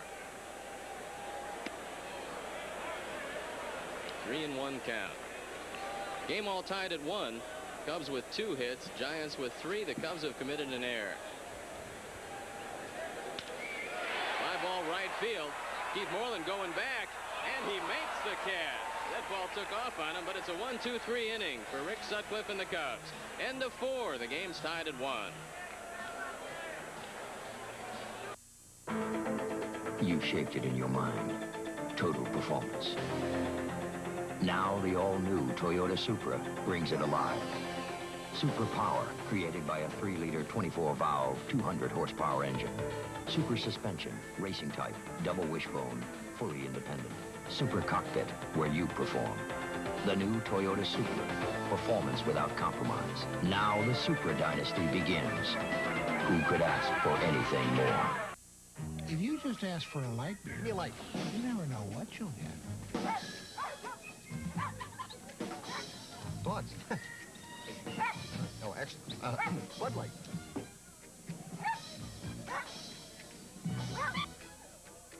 So if you want the less filling light beer with the first name and taste, ask for Bud Light. Yours? No. Because everything else Give me a light. Showtime. is just a light. This commercial is recorded in stereo. Does your TV have what it takes to hear it? Now Zenith introduces the smart sets with television stereo sound built in. So all you have to do to hear this in stereo is this. Zenith, the smart sets, smarter than ever. Zenith's new 19-inch diagonal color TV with full MTS 4-speaker stereo sound is ideal at $499. See your Zenith dealer today.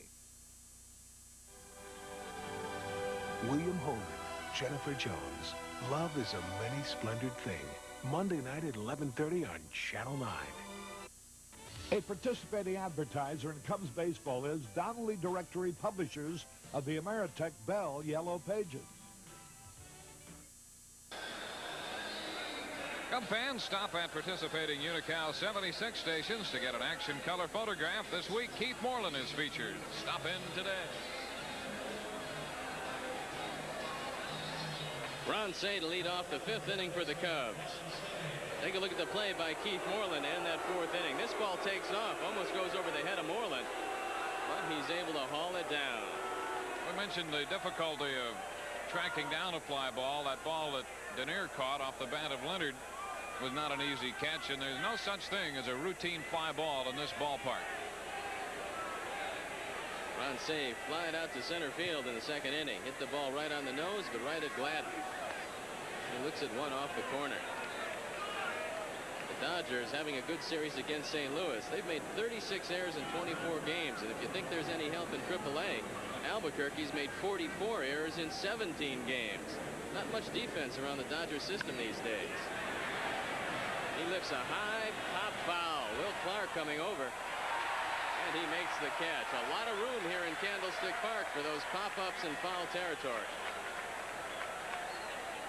The Dodgers really are an organization that should increase their spending for defense, shouldn't they? Boy, that's something. But with that pitching on the mound, it's tough to beat those guys consistently, and it seems like the pitchers are starting to take over. The Dodgers throwing lots of shutouts these days. It's one of the reasons that regardless of their slow start, you still have to like the Dodgers in the West. Gary Matthews bounded to shortstop to end the 2nd inning. Good cut, and he missed. You know, the Giants initially had very little interest in Mike Lacasse after he was cut loose by Kansas City.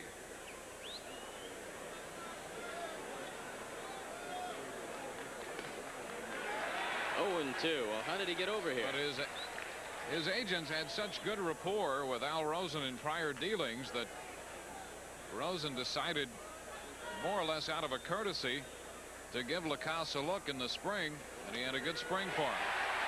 Strike 3 called. Gary Matthews surprised by a fastball over the outside corner. Strikeout number 3 for Lacasse, who's not known as a strikeout pitcher. Lacasse represented by Al and Randy Hendricks, 2 of the class agents around sports. And they found him a spot here with the Giants, and it's paying dividends so far for the San Francisco ball club, as well as Mike Lacasse. We'll be talking to the man who took a chance on Mike Lacasse, Al Rosen, on the leadoff man between games. Bobby Dernier, a broken bat single to lead off the 3rd inning. Fouled straight back. Giants do have a mystery in the infield, and that mystery is Chris Brown at 3rd base. I talked to Joe Morgan about him, and Morgan said he can be just about anything he wants to be, depending on his head, depending on what he decides he'd like to make of himself. He has all kinds of natural talent. He's become a very good defensive 3rd baseman. He can hit the ball with an average over 300. But last year, he missed all sorts of games with assorted injuries. His teammates started kidding him about the injuries. This year, he seems to be a little more durable. And there you take a look at Chris Brown, 6'2", 200 pounds. He can do just about everything you have to do to be a star in this game. Right at Chris Brown, and he boots the ball. Bobby Dernier is going to be in at 1st base. And a usually dependable glove man makes an error. It's only his 2nd error of the year. And among the entire infield now, that's 7 errors committed by this young San Francisco infield. So that's not too bad. Brown with 2, Uribe has 3, Thompson with 2, and Clark has yet to make an error. That one just got away from Chris Brown. I think maybe I'll talk well about a couple of the other infielders, and maybe they can boot a few of the balls. I'll talk about what a great pitcher Mike Lacasse is. Hey, what a great first baseman Will Clark is. Rick Sutcliffe, chance to help his own cause. He bunted the ball and popped it up in the 3rd inning. Mike Lacasse let it drop, and instead of going to 1st base, would have ensured a rundown with Bobby Dernier. He went to 2nd, got the force out, and Sutcliffe remained aboard only to be erased on a double play. Good lead at 1st by Dernier. Sutcliffe looks at 1 down. You don't figure Bobby to be running in this situation. Jim Fry does not want to lead off with Rick Sutcliffe next inning. And Bobby has been troubled by a bad foot. However, sometimes the unpredictable happens in baseball. Let's see how Jim Fry chooses to work it. There goes Dernier. Throw to second. It's high. And Bobby's in with a stolen base.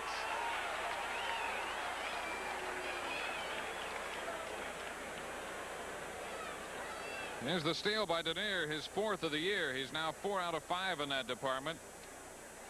And the Cubs 3 of 4 against the Giants running. He really stole on the move of Mike Lacoste. Long, slow delivery, and Bobby's in there easily. So man in scoring position now with 2 outs. Sutcliffe a chance to put himself and the Cubs on top.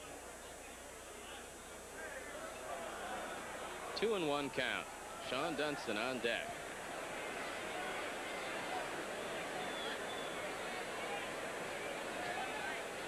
Outfield around toward left center for Sutcliffe. Big gap in right center field.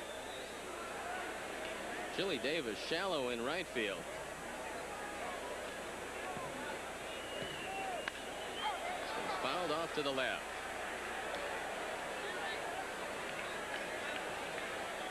The emergence of Mike Lacoste as a possible starting candidate has made it a lot easier to keep Scott Gereltz in the starting rotation for the Giants. He was their stopper, and right now they're having some problems in that department. But Roger Craig and Norm Sherry figure that Gereltz is going to be a potential 15 to 20 game winner every year. Now they have to go about looking for a man in the bullpen who can stop the opposition in the late innings. You had an interesting theory about finding a stopper as opposed to finding a good starter. I think it's a lot easier to find that good late man than it is a quality starting pitcher.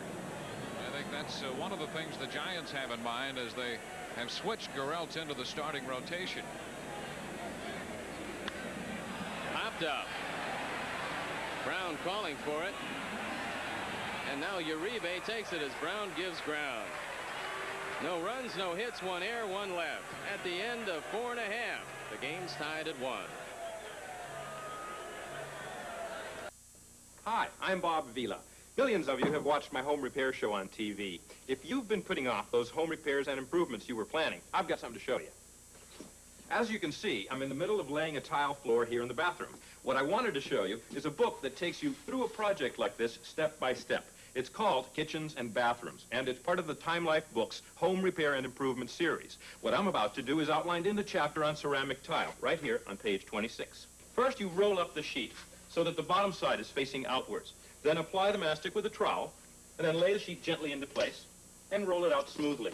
If I'm going too fast for you, don't worry. It's all in the book, Kitchens and Bathrooms, step by step. Now let's go to the kitchen. What I'm doing here is reorganizing a cabinet to make better use of the space. I've removed the shelving and put in utility drawers. And on this side, I put in a sliding panel for a pot rack. And over here, I'm just putting the finishing touches on an additional storage panel. Now I'll be able to get to my pots, and they won't get in the way. It only looks tough until you know where to look. Now let's go check out the den. See this bookcase? Well, I built it myself with this book at my side. Each volume of Home Repair and Improvement gives you all the tricks of the trades.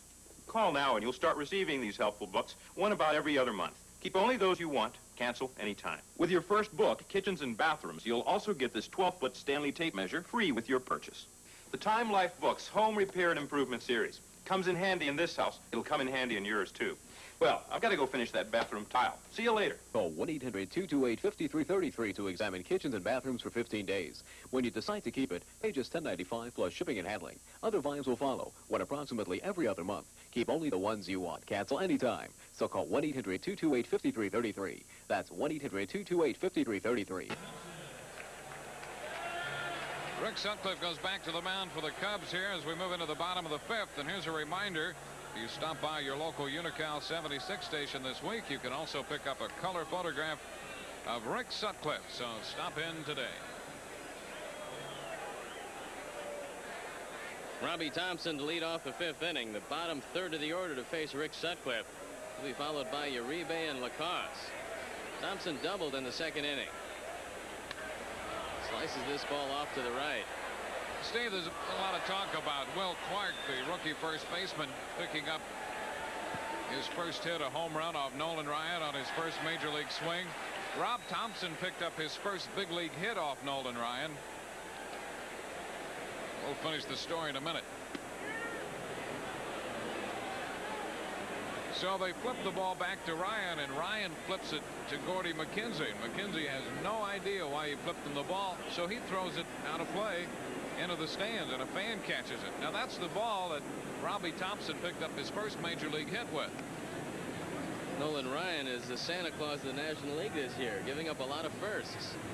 Well, they had to do some tall talking to get that ball away from the fan to give to Rob Thompson. You know, Ron Cey did get his 300th home run yesterday, delivered to him by a fan. He traded that ball for an autographed ball, so the Penguin has a lifetime souvenir from Candlestick Park. Good curveball, strike 3.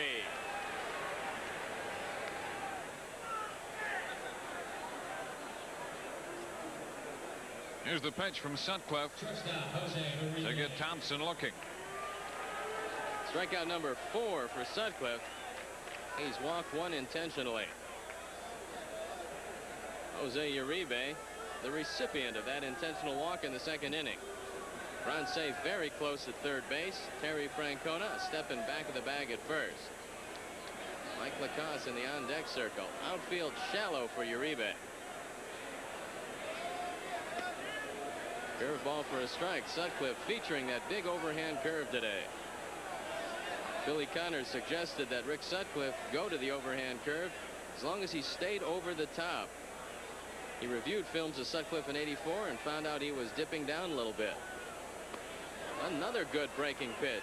0-2. Well, that was a dandy.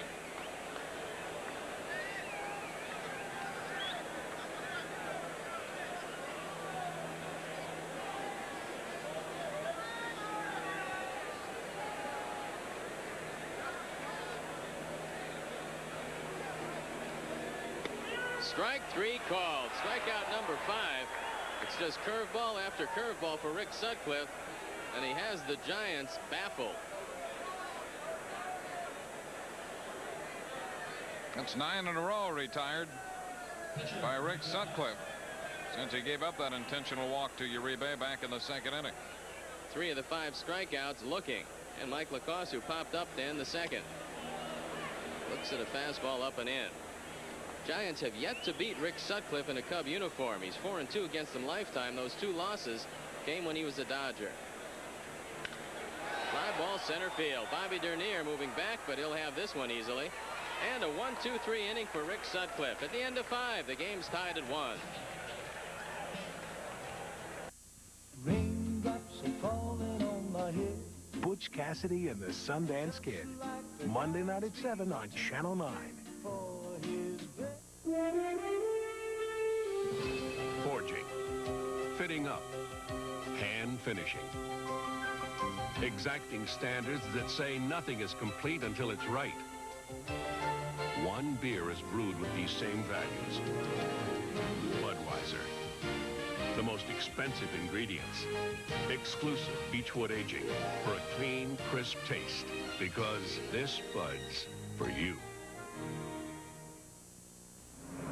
To an awful lot of people, the Sunday Chicago Tribune is simply the best source of news and perspectives on the news. It has very far-reaching implications. To others, That looks kind the of best sports paper. chunkier this season, too.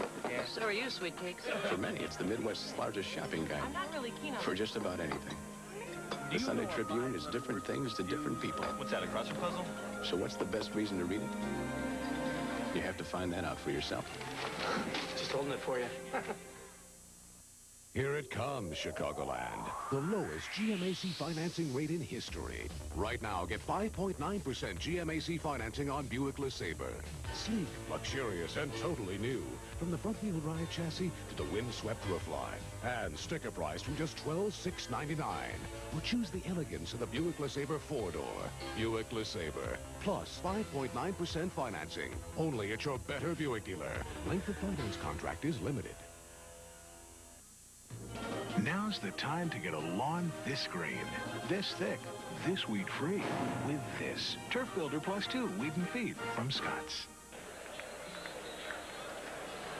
Top of the order for the Cubs in the 6th inning. Dwayne Statz along with Steve Stone and Arnie Harris taking you through the middle here in beautiful Candlestick Park. Dunson's 0 for 2. He flied out and popped up.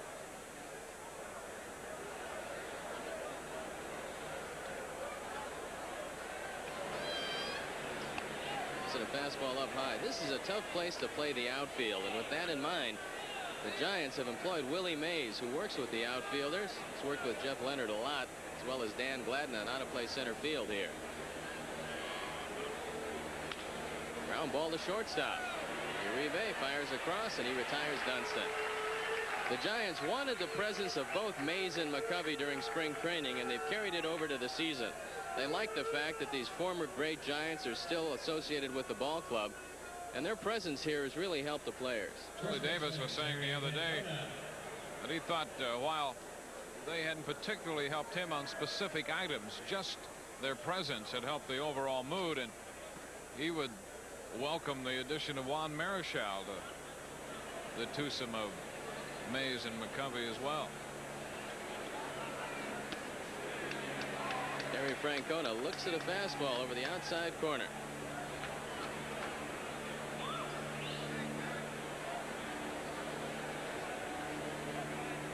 Francona grounded out and popped up.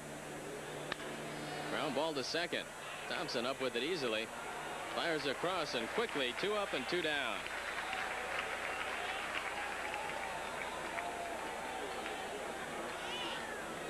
And Ryan Sandberg steps up. He drew a base on balls in the first inning, and he's responsible for the Cub run with a towering home run in the 4th. His 3rd home run of the year, his 12th RBI. Cubs have hit 18 home runs this year, and the Pepsi countdown game is on once again. You can pick up your Pepsi cans at any store. Valuable prizes. About halfway through the season, they'll announce those prizes. Good fastball, swing and a miss. The Cubs have been out-homered by the opposition this year. 28 for their opponents, 18 for the Cubs. That'll turn around some when the Cubs move back into Wrigley Field. They've played the overwhelming majority of their games on the road this year. Fastball misses high, 1-1.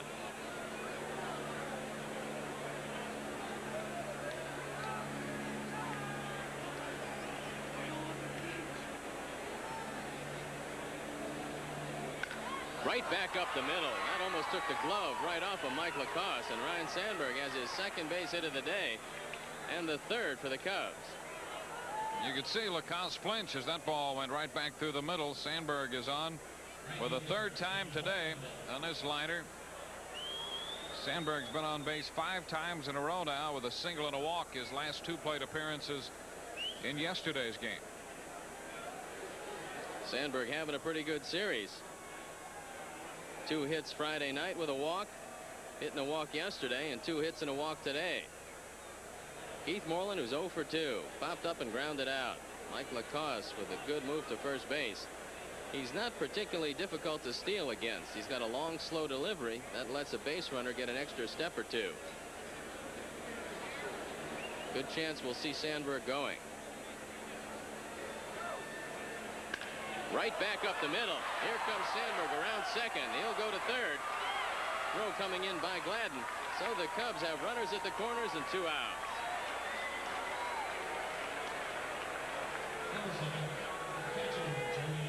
Moreland taking the same route as Sandberg, right back through the middle. A late grab attempt by Lacoste on that ball.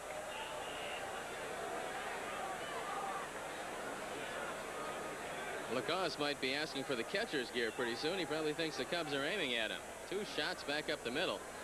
Now he wants to talk with Bob Melvin.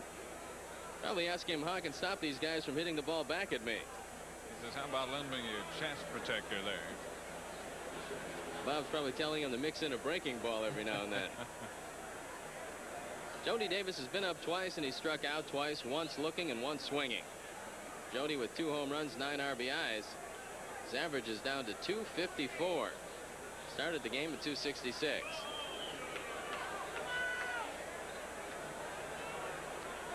Sandberg at 3rd. Moreland leads away at 1st.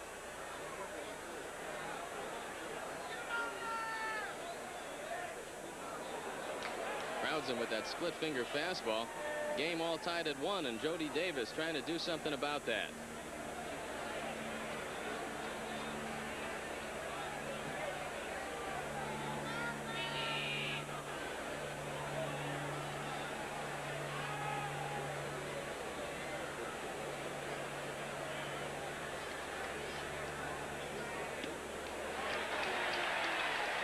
makes it a strike.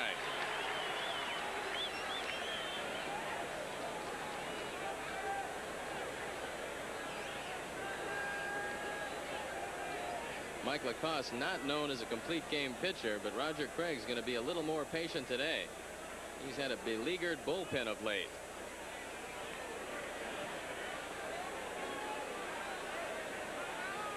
Jody calls time.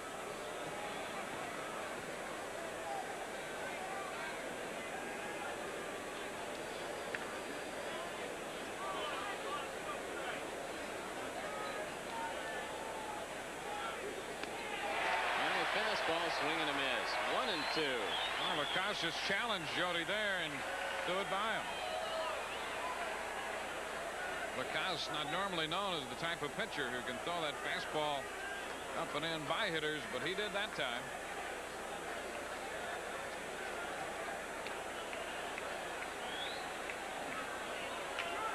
Career strikeout high for Lacoste is only 10, so he doesn't have the best fastball in the league. That fastball fouled off. Count holds at 1-2.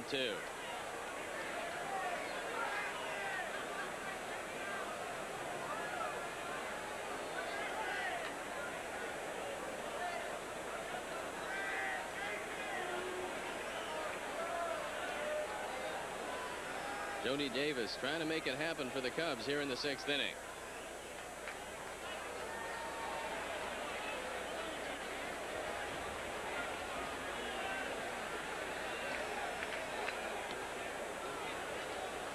Keeping an eye on Keith Moreland.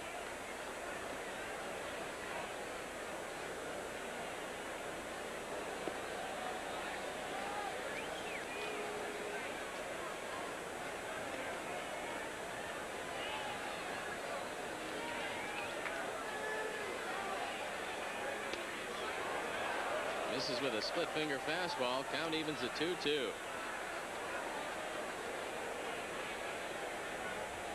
You have to go all the way back to August 9th of 1984 to find the last complete game for Mike Lacoste. Now Norm Sherry comes out and wants to have a word with Lacoste.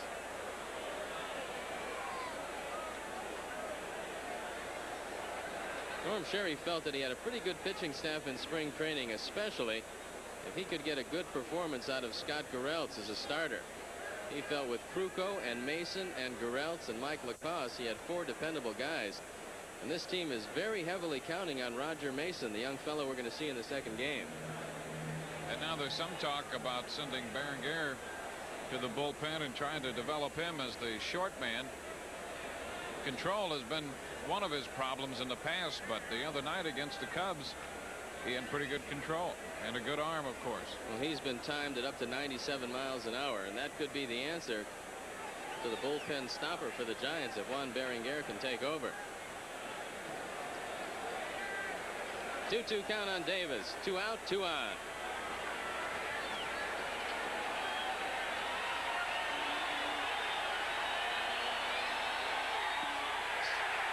Just misses outside, and it looked like Harry Wendelstedt wanted to raise that right arm.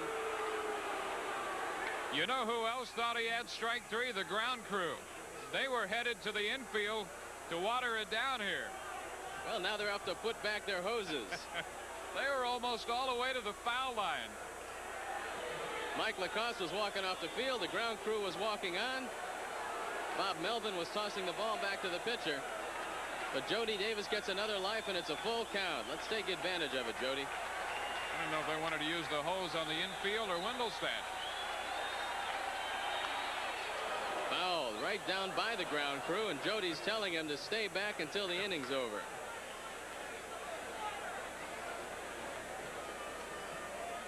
That was great.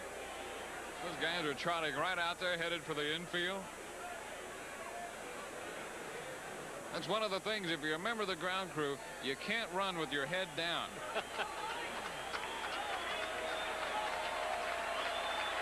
A good look at Mike Lacoste. A big pitch for him.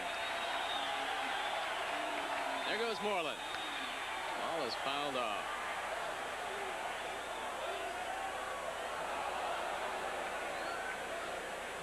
Outfield straight away for Jody Davis, deep in all fields. Infield back just about as deep as they can get.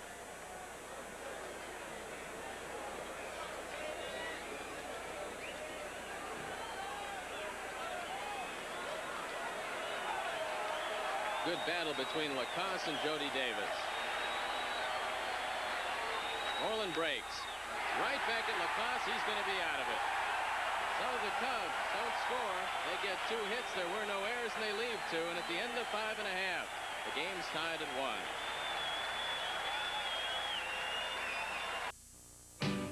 Want a new way to get your kicks? Now it goes to St. Louis, Joplin, Missouri, Oklahoma City. The Toyota MR2. You'll see Amarillo, Gallup, New Mexico. Mid-engine, 16 valves.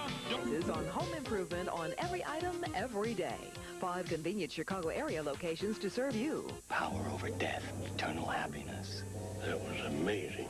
Tales from the Dark Side, tonight at 10 on Channel 9. The Giants will have the top of the order facing Rick Sutcliffe in the 6th inning. It'll be Gladden, Clark, and Brown. 1 run, 4 hits, 1 error for the Cubs. 1 run, 3 hits, 1 error for the Giants. Jim Fry trying to figure out a way to get some runs here in the first game of the doubleheader.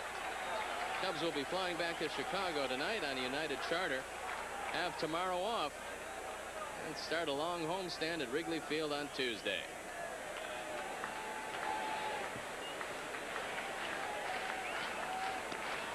Gladden turns away from the fastball. He's 0 for 2. He flied out and popped up. The fans in San Francisco trying to get behind their Giants. This one is fouled back. Cubs will face the Dodgers for 3 games. San Diego comes in for 3. Then after the off day on the 12th, in which the Jack Quinlan Memorial Golf Tournament will be played, San Francisco comes in for 2 before the Cubs take off for Houston.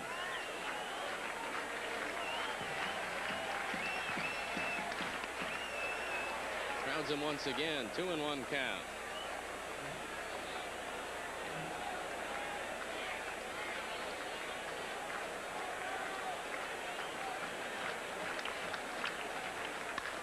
Ground ball to shortstop. Dunston up with it.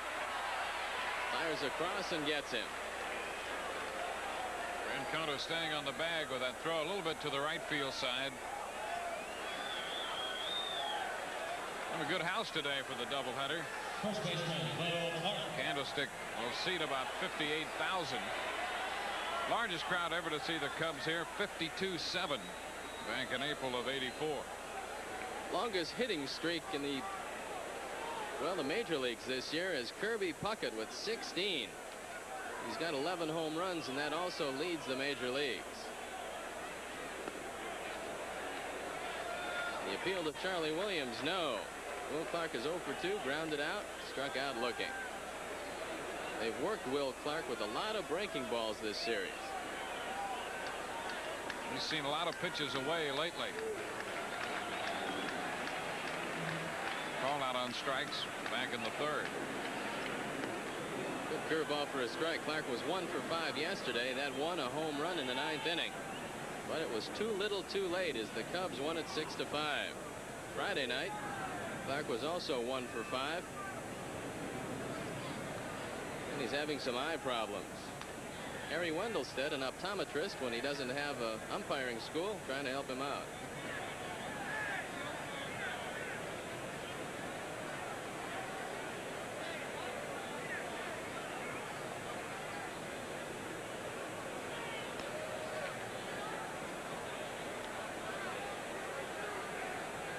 The trainer is either Mark Latender or Greg Lynn.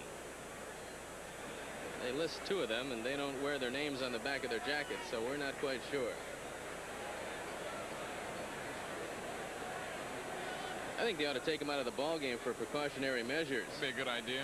Rest him till the 2nd game. But apparently, Roger Craig doesn't think along the same lines. 1-1 count on Will Clark. Popped up, another breaking ball, this one on the hands, and Sean Dunston puts it away. 2 up, 2 down.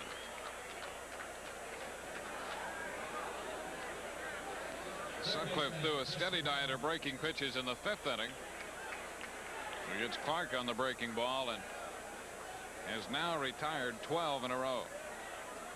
He's sailing right along. The last man to get a base hit was Thompson's double in the 2nd inning. That's when the Giants scored their lone run. Chris Brown 0 for 2. Struck out swinging the 1st inning, lined out to Gary Matthews in the 3rd.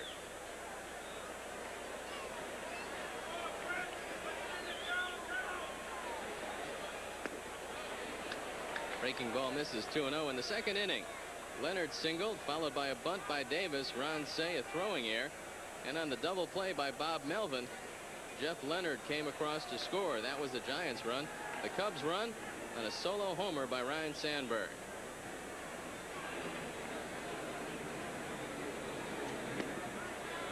Fastball misses outside. 3-0 count on Chris Brown and the ever dangerous Jeff Leonard in the on-deck circle.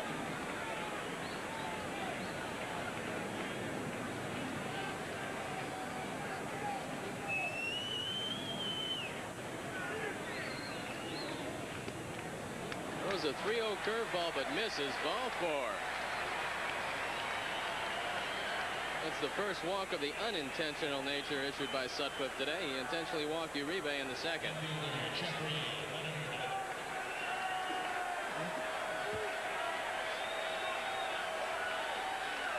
Jeff Leonard, who's 1 for 2, steps up. Along with that single in the 2nd, he flied out to center field to lead off the 4th inning.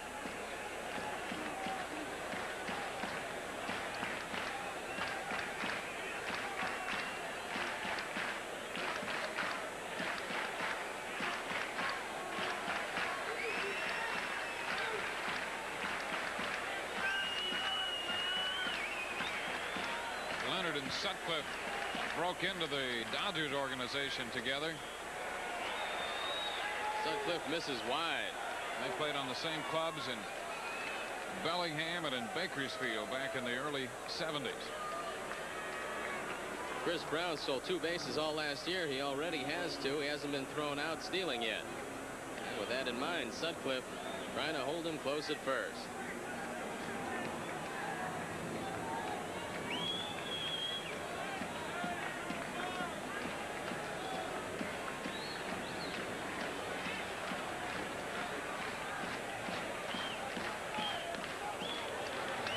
Breaking ball misses, so 6 straight bad ones thrown by Sutcliffe. Leonard 3rd in the league at hitting coming in. 2 behind the leader in home runs, and Billy Connors now out to talk with Rick.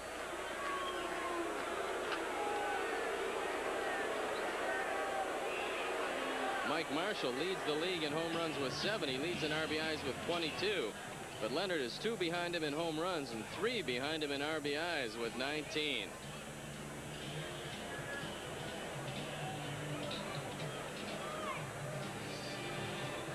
Now, Sutcliffe was drafted by the Dodgers in '74, and Jeff Leonard was signed as a free agent. Leonard grew up in Philadelphia. He said he grew up in a neighborhood so bad that scouts wouldn't even go in.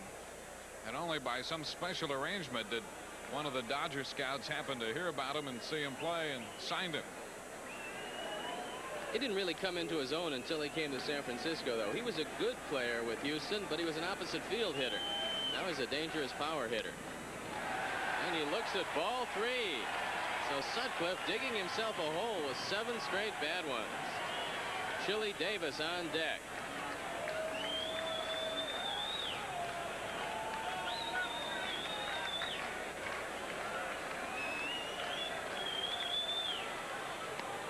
He walked in. Ball 4.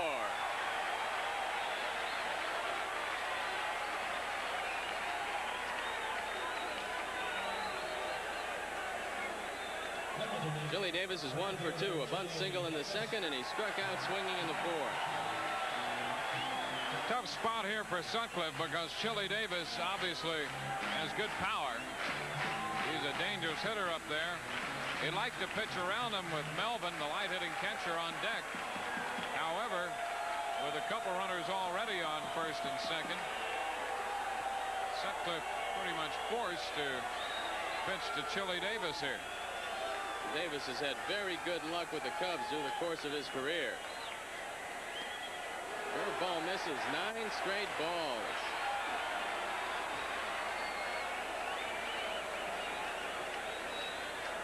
Chile hitting right around .325 against the Cubs' lifetime. Bullpen starting to get busy for the Cubs. Looks like George Fraser. Third ball misses down. 2-0 count.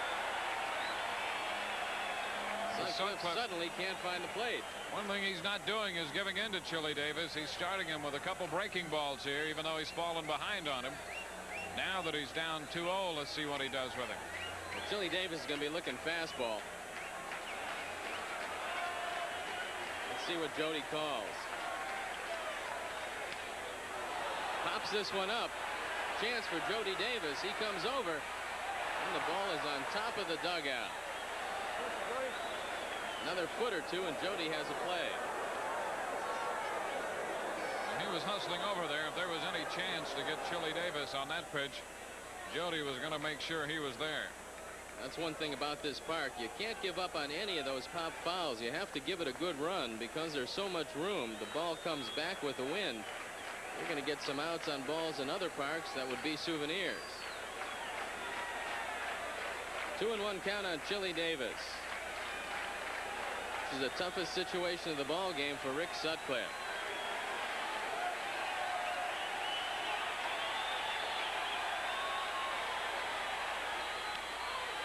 Popped up. Cubs should be out of it. Terry Francona calling for it, and Sutcliffe gets out of a jam. No runs, no hits. No errors, 2 left. Harry will be back. Wayne, it's been a pleasure. We'll see you in the second game. And the 6, 1-1. You can do about it. Leave it to the good hands, people. Come into Allstate and compare. I'll be in menswear. We'll do everything we can to save you some money. There you are, sir. Nice shirt. Well, thanks. Looks like I get to keep it. You're in good hands with Allstate. A member of the Sears Financial Network. There are big changes on the next Bob Muir. With Steve Stone, this is Harry Carey at Candlestick. We go to the top of the 7, all tied up 1-1. Let's pause here for station identification. This is WGN Television, Channel 9, Chicago.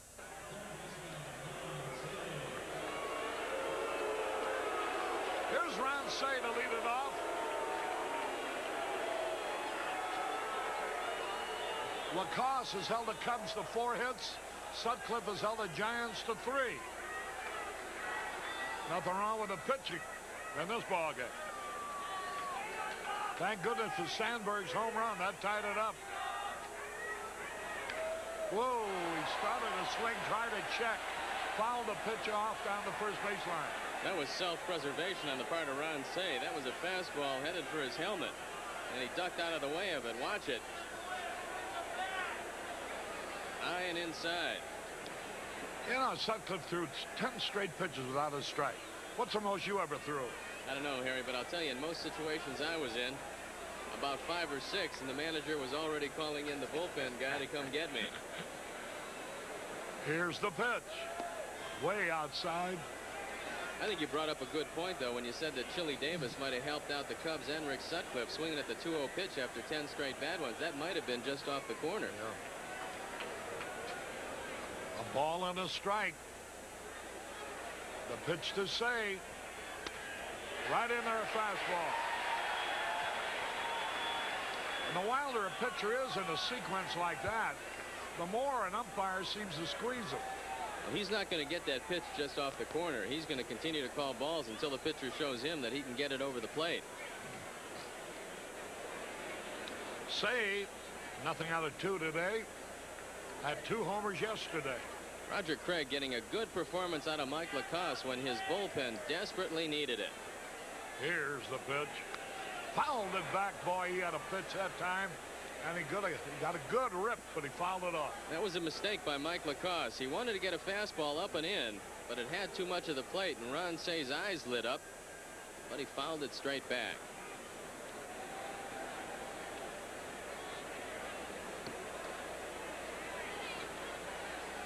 1-2 the count. The pitch. Stuck him out center.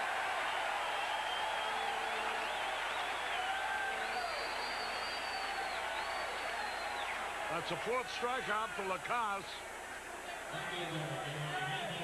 We're in the seventh.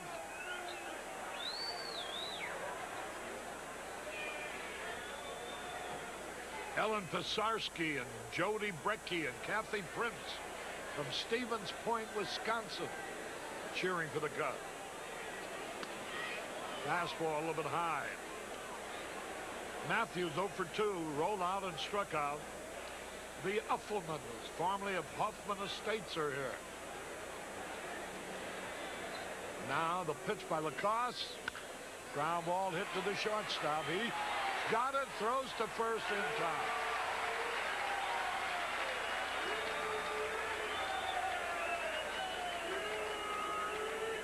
Boy, Matthews has trouble running down that line. He got down slowly. Uribe fumbled the ball. It popped up in the air. Then he still had time to grab it and throw to first base to get him easily. Here's Bobby Dernier.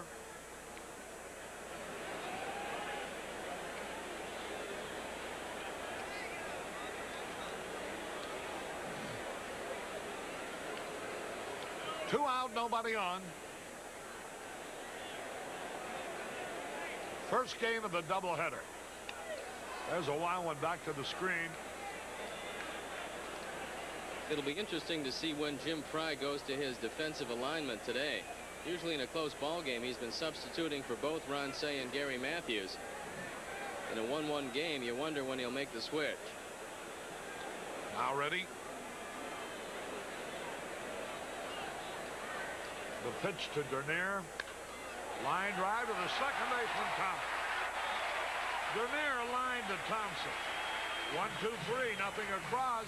We go to the bottom of the seventh, still tied at 1.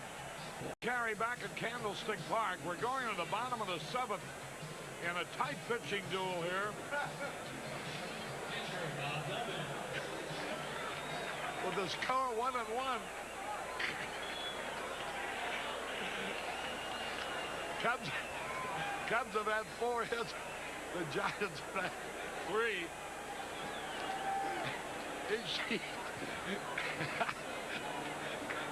Each team has had an error. Okay, I'll stop tickling you. Here's Bob Melvin to lead it off. He's 1 out of 2 today. Or rather, nothing out of 2. He rolled into the double play in the second, on which their only run scored. 1 strike and nothing. Rick Sutcliffe delivers. Fly ball in the right center field. Moreland on a run. Makes the catch. 1 away. Hey, that Melvin doesn't look like too bad a hitter. He just went with his ball. Keith Moreland got a good jump on this one and comes across and makes the catch. This is probably the toughest place in the major leagues to play the outfield. You just don't seem to see the ball all that well, and you always have wind to contend with.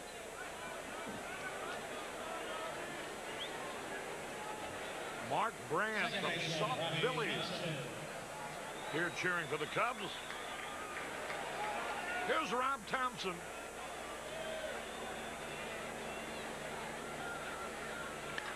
There's a drive in the right field going back. Moreland, he's there to make the catch. 2 gone. And here's Jose Uribe. And Sutcliffe can use an easy inning here in the 7th. He threw a lot of pitches, including 10 straight balls in the 6th. He'd like to keep this one to 5 or 6 pitches if he could. You know, I mentioned the other night reading in the paper about this 100th anniversary of a famous Italian restaurant here in San Francisco, the Fior d'Italia, which is owned by good friends of mine and relatives of Gene Micheletti, Gene and Giorgetti's restaurant in Chicago. And to celebrate their 100th anniversary, they serve food at the prices that prevailed 100 years ago. I want to read you some of the items. Here's a pitch in there for a strike call. Veal saute, 5 cents. Risotto with clams, 10 cents. Veal scallopini, 15 cents. Calf's liver, 15 cents. Uribe had a cut. Tenderloin steak, 30 cents.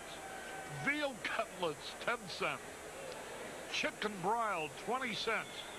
Tortellini bologna, 5 cents. Chicken, 25 cents. And then they got on the bottom of this menu, any inattention or overcharge, please report to manager. You could have all those items for less than $1. There's nothing like 100-year-old liver, Harry. You sure they didn't dig that up from one of the old lockers somewhere? No, it wasn't even in Al Capone's vault. The count has gone to 3-2.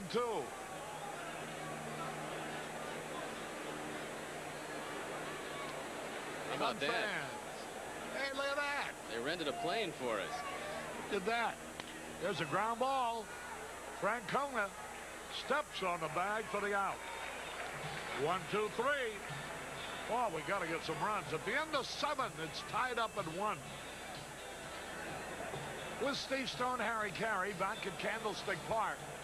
We go down to the top of the 8th, and Rick Sutcliffe's going to be leading it off.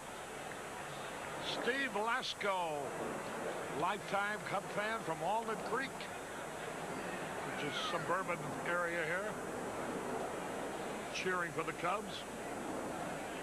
And that airplane, we understand that Irving Park is a sports bar in downtown San Francisco where they have a dish to pull in the Cubs telecast. The Irving Club. Here's Sutcliffe trying to win his own game here. Fastball a little bit inside. Top of the 8th. Since 1980, Mike Lacoste has only completed 5 games. So I'm sure Roger Craig will keep a close eye on him. Ball 2 is high. 2 balls, no strikes. The top of the batting order. With Dunston, Francona, and Sandberg would follow if Sutcliffe can get on there. 2 balls, no strikes. They'll follow even if he doesn't get on there. But better that he be on. There's a ground ball to the second baseman. Thompson throws the first, easy out. Here's Dunston now. After going 4 for 4 Friday night, he's nothing out of his last 8. Chris Brown is very close to the line at third base, but he's a step in back of the bag. Dunston, who's been working on his bunting, might like to try to lay one down that way if Brown doesn't come in. He laid one down in the first inning, and Brown made a good play to throw him out. Sean Dunston. Oh, boy, he had a good ball to hit. He fouled it off. 1 strike and nothing.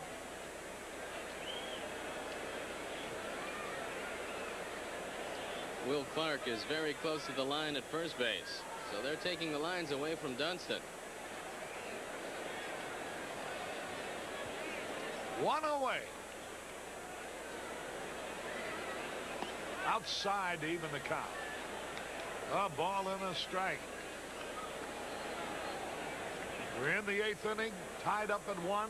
First game of the doubleheader.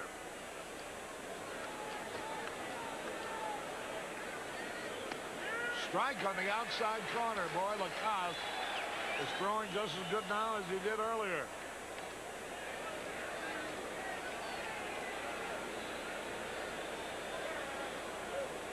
One and 2 the count. Now the pitch. Bouncing ball. Brown nicely up with the throws in time. There's no other way to play this ball but come in, charge it aggressively, and pick out the short hop, and Chris Brown does it perfectly. This is a tough play. Brown makes it look easy. He comes in with good hands, then makes the off-balance throw and gets plenty on it. Watch it one more time.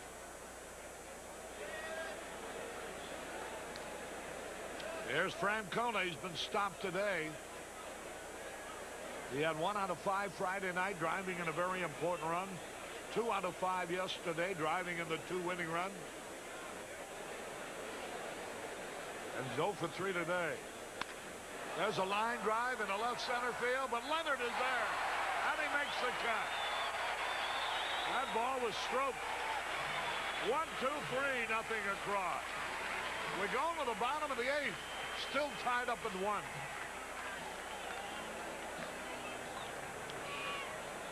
Harry Carey back at Candlestick Park. Here's Mike Lacoste, the pitcher. He's 0 for 2 today. The pitch to him. He ducks out of the way. Lacoste is 0 for 6 for the season.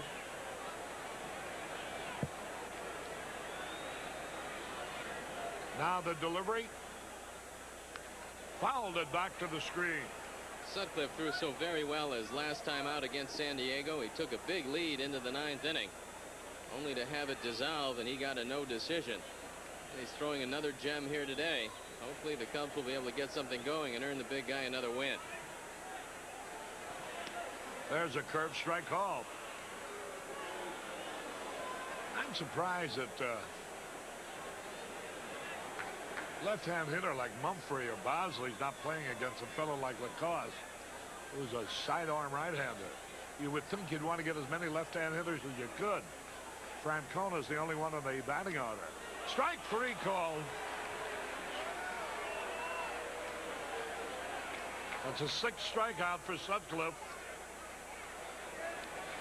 He's walked 3, one of them intentionally. Here's Gladden. Apparently Jim Fry is trying to get both Gary Matthews and Ron Say one more at bat. If anybody gets a base hit next inning, Say will come to bat, and then Matthews. Because usually at this time of a tight ball game, Jim Fry usually goes to his defensive alignment, but it isn't the case here today. 1 out, nobody on. Here's Dan Gladden. He's 0 for 3 today. Fastball is high.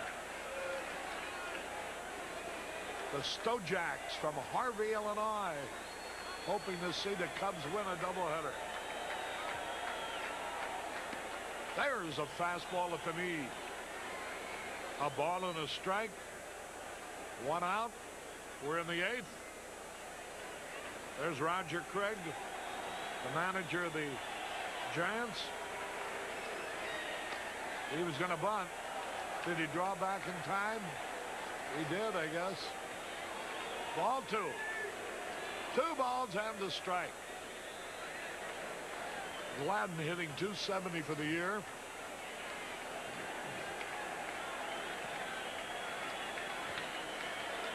Here's the pitch. Popped it up on the infield. Hey, Sandberg can't find it. Now he does, and he makes the grab. Francona adjusted quickly when he noticed that Sandberg was having trouble. Watch this play. Rhino said, I can't see it. Now you can see it. Now Francona comes over, and Sandberg picks up the ball, but that was good thinking on the part of Sandberg. He let Francona know right away that he didn't pick up the pop-up and averted a disaster. Here's Will Clark now. He's 0 for 3 today. 2 men are out.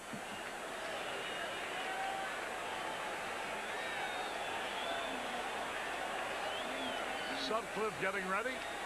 Here's a situation where you want to keep the ball away from Clark. If he gets a base hit, you want it on the other side of second base. Here's the pitch. He swings and he fouls it back. Sutcliffe has thrown him a steady collection of breaking pitches. Caught him looking with a good curveball over the outside corner in the 3rd inning. Swung and he missed.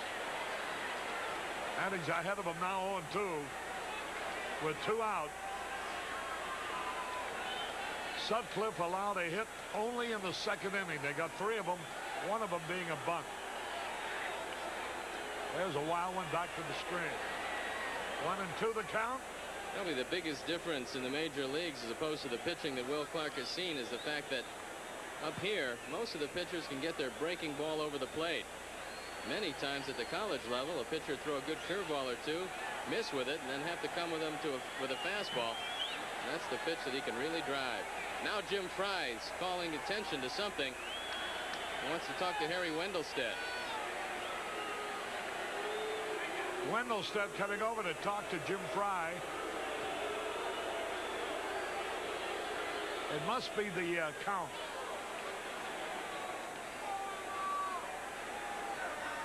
Well, the scoreboard has it right, 1-2. That's a correct count.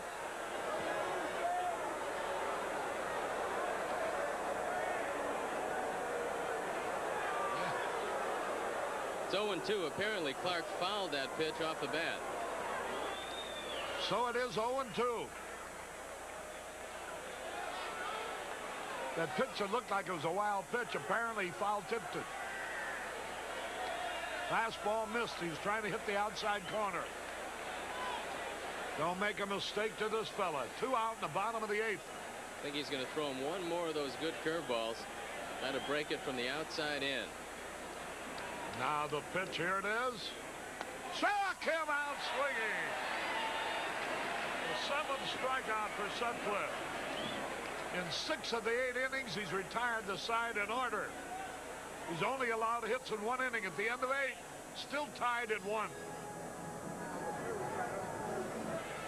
With Steve Stone, Harry Carey back at Candlestick as we go into the top of the 8th. Sutcliffe has retired the side in order in 6 of the 8 innings. With 2 out and nobody on, he went into that control lapse, throwing 10 straight bad pitches in the 6th, walking Brown and Leonard, but then he got Chili Davis to pop up.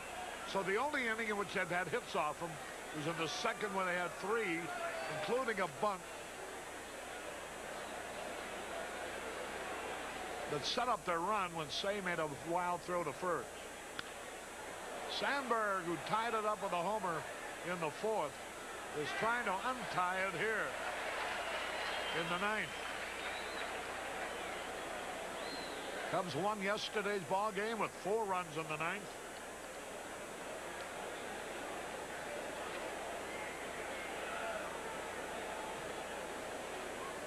Nobody on, nobody out.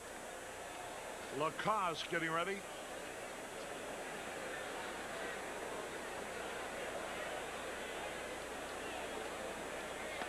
Outside. 2 balls and a strike. Montreal has come from behind to tie up Houston.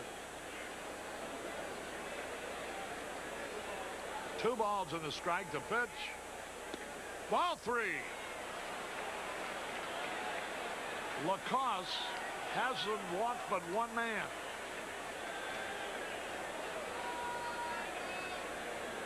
Three balls and a strike to count. It's time to pick out that good area where you want the fastball and let it all go. Ooh, he had a cut and fouled it back.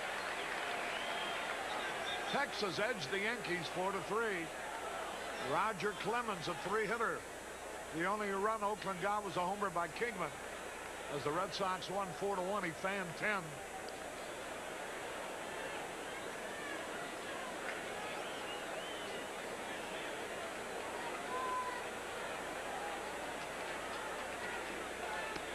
Ball 4. The go-ahead run is on, and here's Moreland. It's only the 2nd walk, and Sandberg got them both. Walked in the 1st and now walked in the 9th.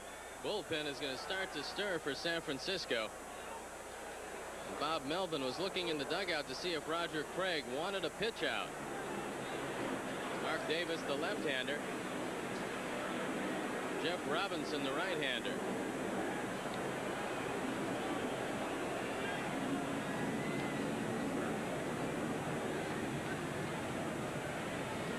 Here is Sandberg a lead. He bunts. The only play will be the first thing. Sacrifice. Putting it up to Davis and Say.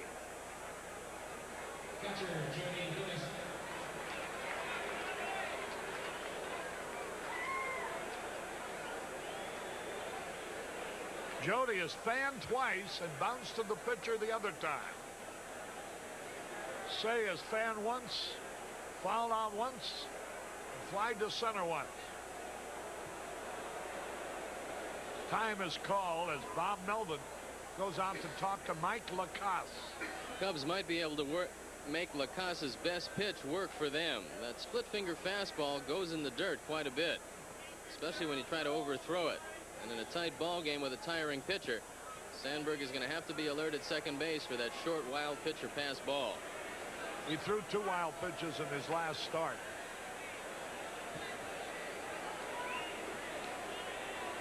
Pitch to Jody Davis. Fastball low. 1 ball, no strikes.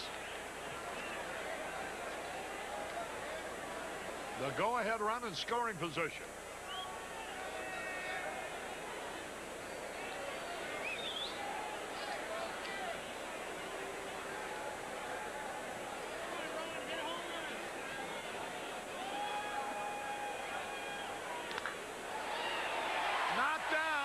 Chris Brown, the throw to first for the out. The Adam played perfectly. The ball was hit hard, but Brown is guarding the line. And what normally would be a double to left is an easy out here. Got to take away the double. And the defense is equal to the task. Good play by Chris Brown. Sandberg having to hold at second. There's Roger Craig coming out.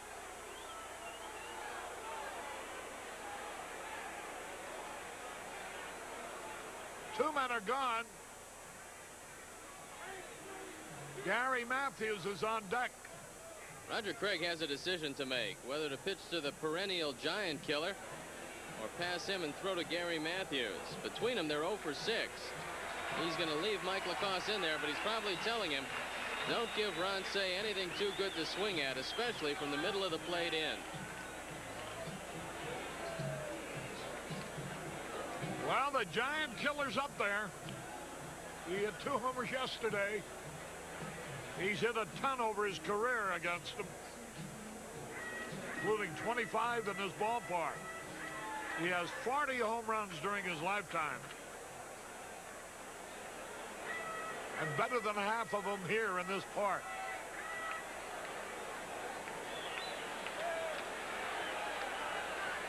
Here's Lacasse getting ready. The pitch. Inside, ball 1. You know they're not going to give him a good ball to hit. Would be very surprised if they did with first base open. Ron Cey digging in. Just a base hit would put the Cubs ahead.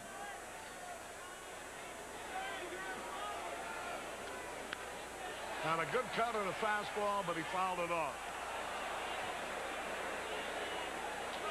Houston and Montreal, they're having quite a ball game. 6-6 at the end of 6. Houston had a big lead. Now ready?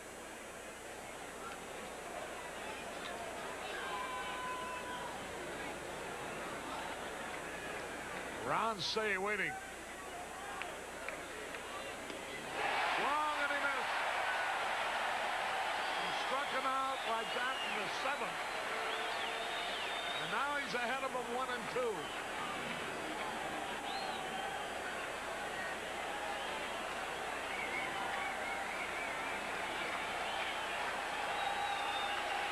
Sandberg in scoring position.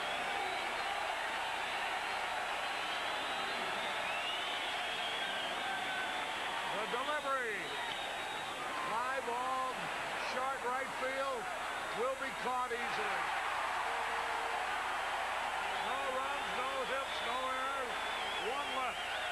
We go to the bottom of the 9th. Still tied 1-all.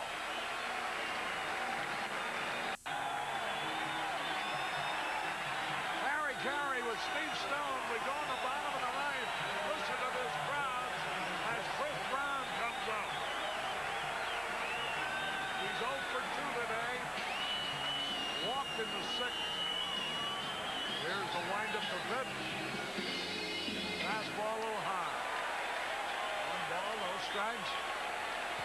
Harry Wendelstedt, the plate umpire. The delivery. Ball is high. 2 balls, no strikes. Chris Brown took a look at the third base coach, Gordy McKenzie. Ball 3.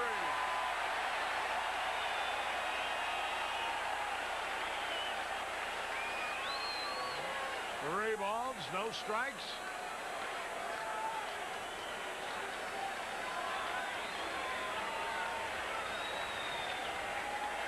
The pitch on the way. Strike call on the outside corner. Brown has hit 1 homer so far this year. He hit 16 of them last year. Here's a 3-1 pitch. Walked and the winning run is on.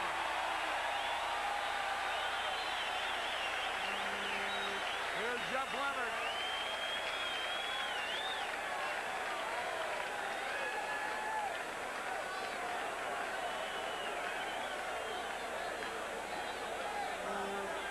Left fielder Jeffrey Leonard.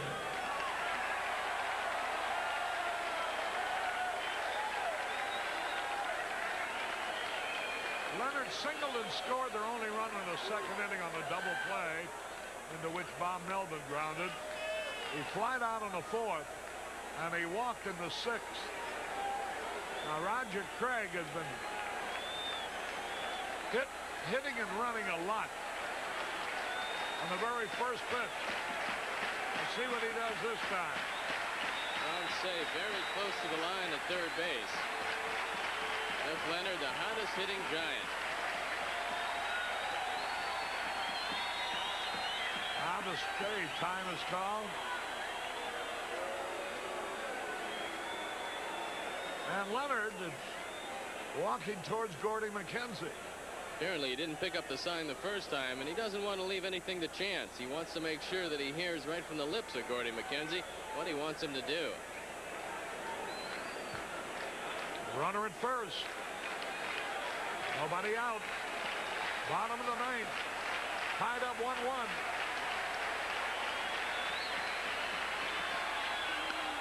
Fly ball, center field, going back. That'll be easy. Bobby Dernier ran back and then actually came in a step or 2. 1 out. Here's Chili Davis. And you got to worry about this guy.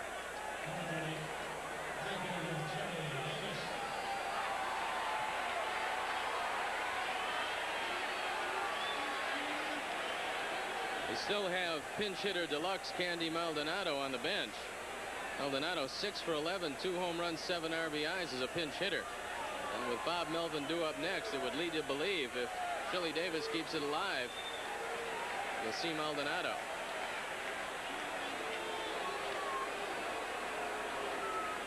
Or Bob Brenly, who'll catch the second game, I suppose.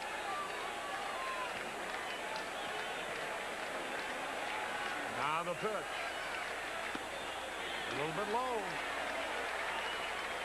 Chili Davis with 3 homers this year. 15 RBIs, hitting .275. He's had 4 hits in this series.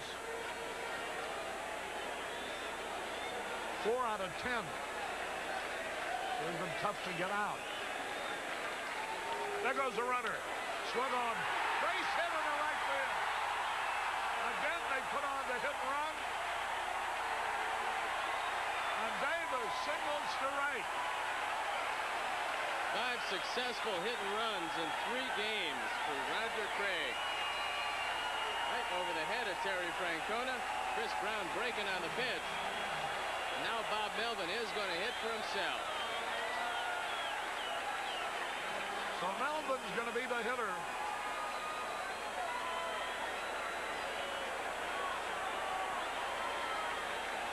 Sutcliffe is talking towards the dugout.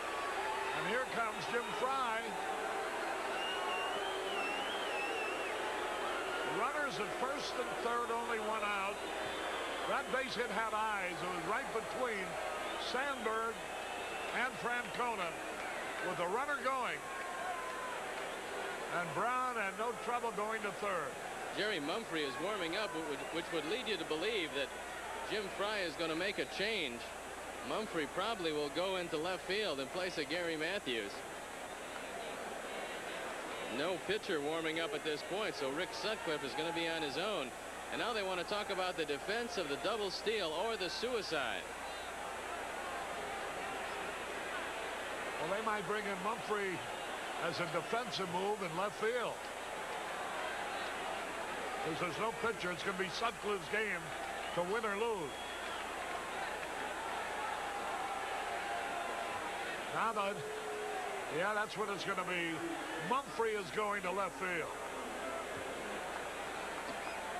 A little surprised that Matthews stayed this long in a 1-1 ball game. For that matter, Say too. Very much surprised, especially because Ron Say made the last out. You'd figure Manny Trio would go in defensively, but that wasn't the case. So now Mumphrey has gone into left field.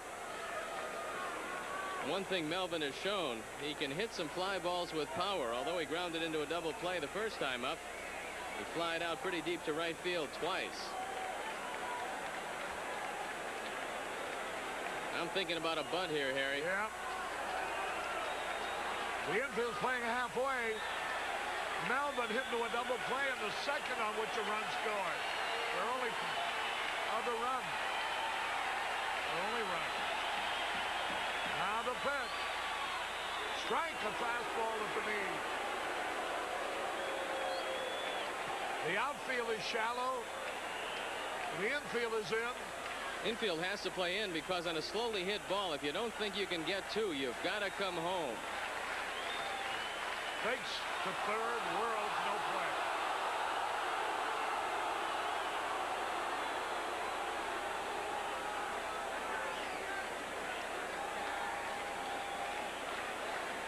Here's the pitch. And he's ahead of him now on 2. Another fastball. Melvin got around late on it. He could really use a strikeout here.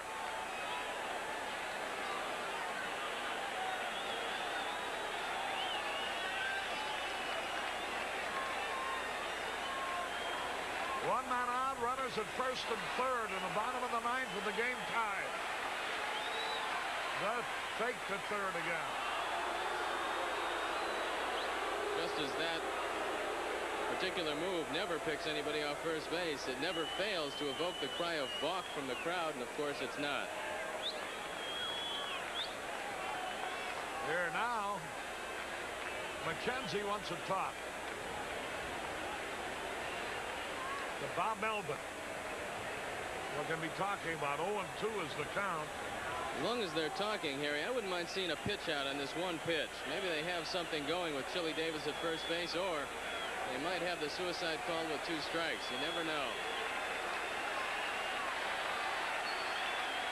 Here's the pitch. Struck him out! Melvin is called out on strikes. Strikeout number 8. I'm just a little surprised that Bob Melvin came to bat. He's got some good pinch hitters on the bench, but instead he sends up Melvin, and Sutcliffe, not playing around, just throws a fastball right down the middle. I don't know how that surprised Melvin. Here now is Rob Thompson. He's 1 out of 3 today. He doubled in the second. Was out on strikes in the 5th. Fly deep to right in the 7th. Now they got to talk over the possibilities of the double steal.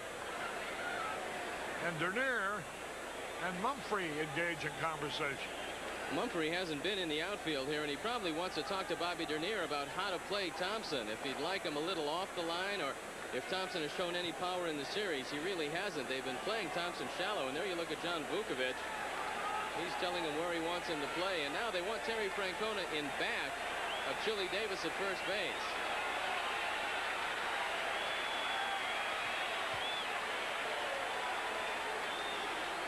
A lot of maneuvering going on here late. Now Terry Francona's in front of Chili Davis. They're giving Davis second base. On the stretch, the pitch. Popped it up in foul territory, but out of play. 1 strike to nothing. A bright sun, a high sky.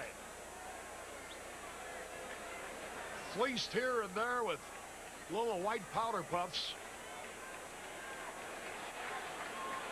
Each team with 4 hits, each team with 1 error, each team with 1 run.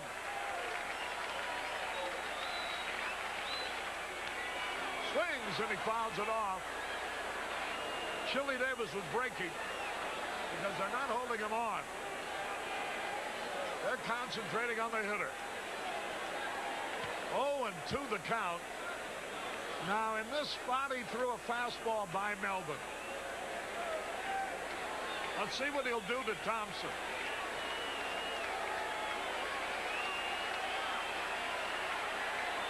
Here it is. Struck him out! Looked like a slider on the outside corner. Strikeout number 9. What a job of pitching. No runs, 1 hit, no errors, 2 left. At the end of 9, we're tied at 1. In the kitchen. I fell and broke my acetabular.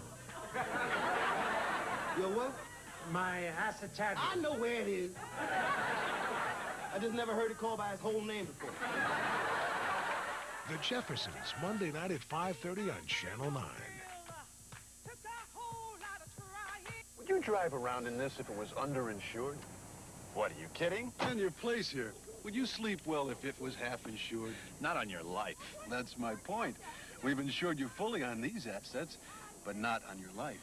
Your lifetime earnings are your family's greatest asset. Yet most of us seriously underinsure our lives. Your Aetna agent has a new generation of life insurance program. Back at Candlestick Park, never a dull moment with the Chicago Cubs, is there? Win or lose, or in some cases even tied. We still got an 8-8 game with Pittsburgh to finish up. There's been 8 straight one-run ball games in this park. All 6 games last year were decided by 1 run, and the first 2 games here was 1 run. Let's take a look at the last pitch one more time. He left both Bob Melvin and Rob Thompson standing there on 0-2 fastballs. Just an outstanding job of pitching by Rick Sutcliffe. Boy, it's a shame he didn't win this one 1-0. He very easily could have. Now we go into extra inning. Matt Keogh warming up in the bullpen for the Cubs. And it'll be Jerry Mumphrey leading it off. Mumphrey, who had a big hit in yesterday's victory as a pinch hitter, driving in the run. Mumphrey's used left and left center very well this year. A lot of pitchers have tried to stay away from him. That's where he likes the ball. He loves to get his arms out. The Giants are playing him around toward left center field. Chili Davis well off the line in right, a big gap in right center. If Jerry can just turn on the ball, he can run all day. He's hitting .313 for the year. Lacoste fires high, ball 1. 1 ball, no strikes.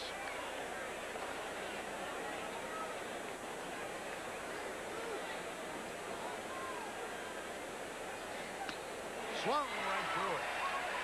And that evens the count, a ball and a strike. Boy, I tell you, this is a well-pitched ball game by both men.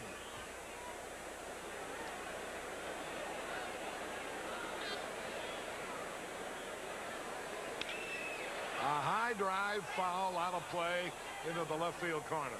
Harry, how many times do you see in this day and age 2 starting pitchers battling into the 10th inning? Both teams have bullpens that are very, very exhausted. That's one of the reasons.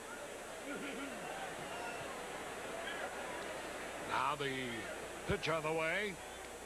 Wild one, that evens the count 2-2. That was his split finger fastball.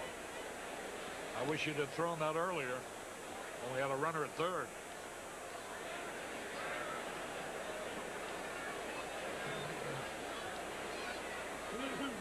Lacoste has only given up 4 hits, and that's what Sutcliffe's given up.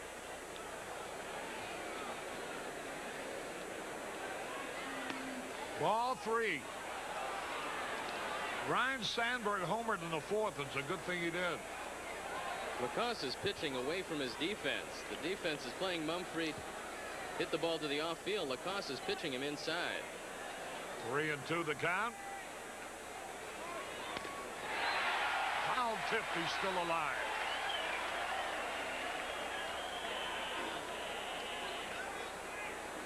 Boy, they must have 40,000 here today.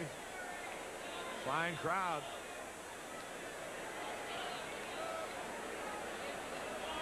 Three and two, the count.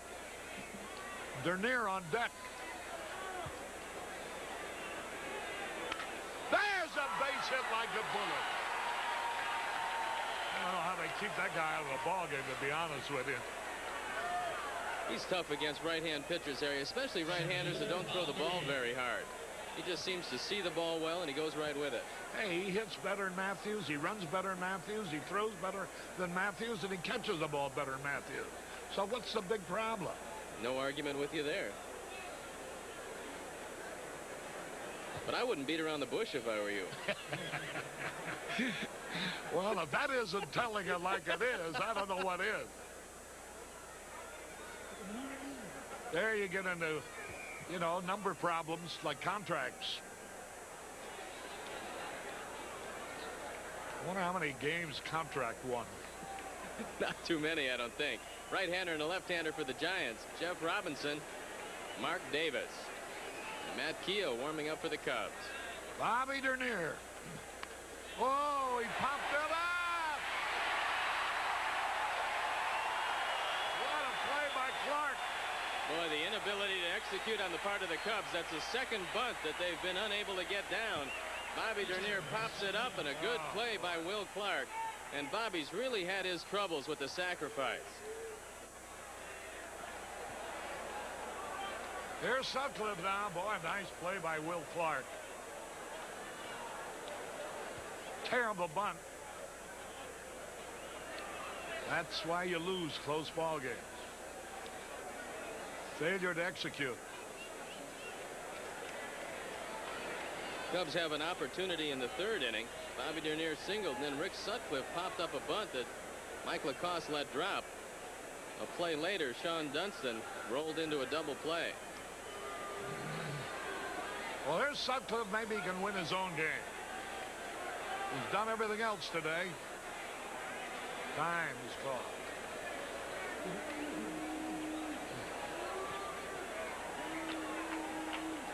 One out, one on. I don't know if he'll bunt with Sutcliffe, Harry. I think he will, but hit and run would be a daring call in this situation.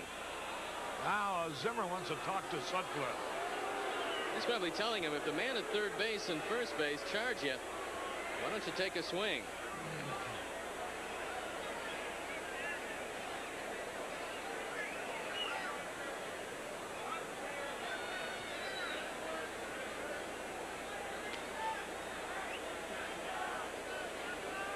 Rick Sutcliffe, 30-year-old right-hander, left-handed batter with power when he connects.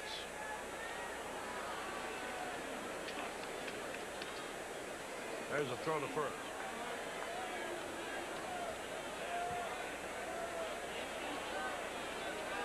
Chris Brown playing very shallow.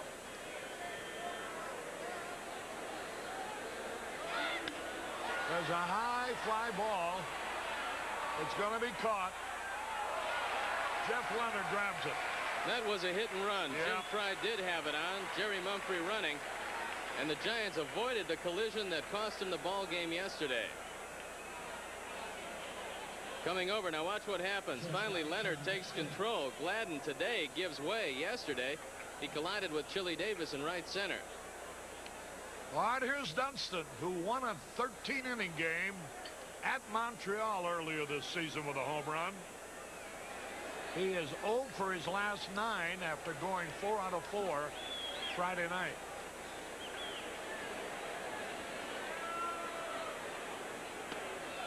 Outside, ball one. Mumphrey, the runner at first, 2 away.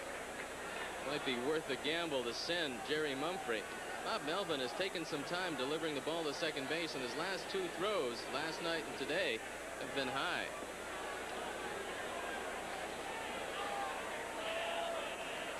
Again, he's back.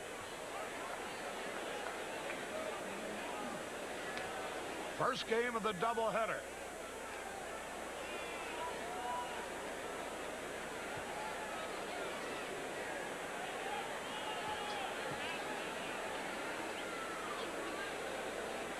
Sean Dunston trying to get hold of one.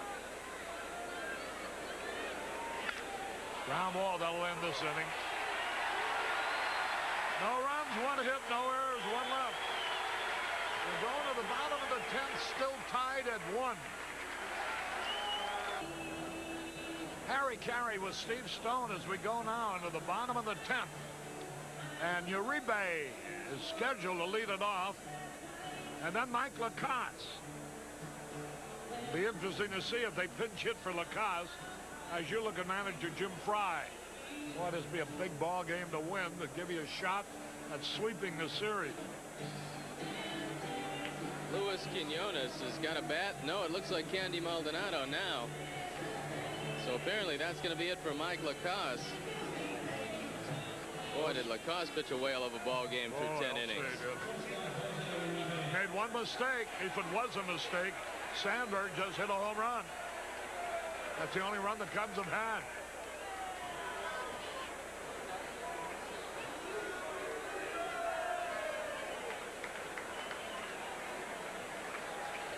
Cubs have had 8 base runners in 10 innings. Uribe leading it off. Mike Woodard also swinging a bat down there. So apparently, depending on what Uribe does, we'll see any number of 3 giant hitters. Curves a little high. Each team has had a total of 8 base runners, and each team scored 1.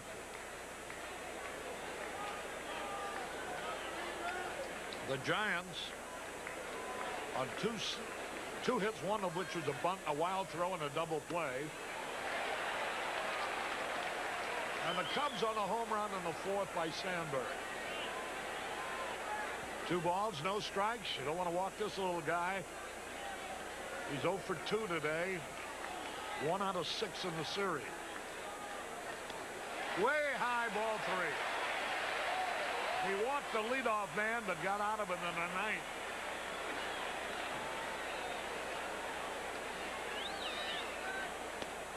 There's a strike call. He'd be flirting with disaster if he walks the leadoff man here in the 10th.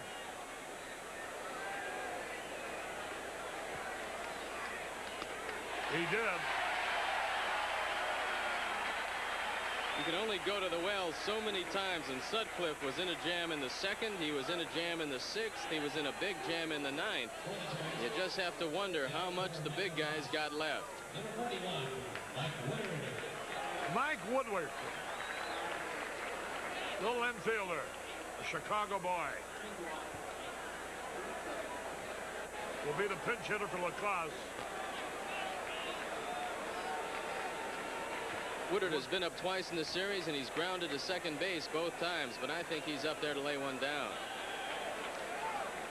Woodward very fast. High, ball 1. Rick not following through this inning. He's just throwing the ball up, and it's staying up there. We're going to pause here quickly for station identification. This is WGN Television, Channel 9, Chicago. Mike Woodard, born in Melrose Park.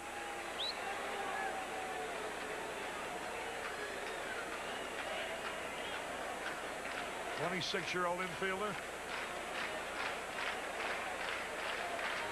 Winning run at first. Save playing very shallow.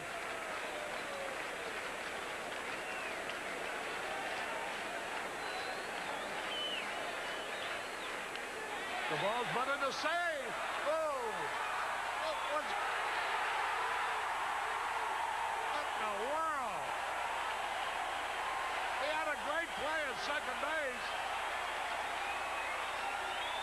Let's watch that again. Tough situation for the Cubs. Watch say. He looks at second. Now he throws to first base. A little too late. Take, yeah. And Harry, once again, we just have to be surprised that Ron Say's even in this one late. Manny Trio, usually the defensive replacement, and now Jim Fry coming out that word with Sutcliffe. Nobody warming up in the bullpen, so they're going to talk about the defense. the bunt in this situation. How'd they call that play? They didn't give him a hit. They haven't charged an error yet. I guess they're discussing it. He should have had somebody. He held the ball. He looked at second and he had a play, but he didn't throw the ball. Then he did a double take to first and threw too late. They're going to give him a hit. Center fielder, Dan Gladden. And give is the proper term. Some generous scoring. That should have been a fielder's choice, if anything else.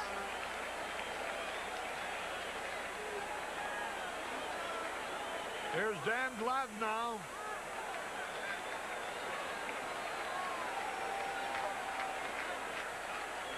He swings, a fly ball. Bobby Dernier back. Makes the catch. Here's a runner, the winning run advancing to third. Gladden surprised the Cubs, I'm sure, by swinging at the first pitch. He hit the ball deep enough to advance the runner. Gamble pays off by Roger Craig. He doesn't bunt with Gladden, but he does hit the ball far enough. And Bobby Dernier wisely gets the ball quickly into second base to make sure Woodard stays at first, and the double play stays in order. They're looking into the dugout for instructions here. They're going to walk Will Clark intentionally to bring up Chris Brown.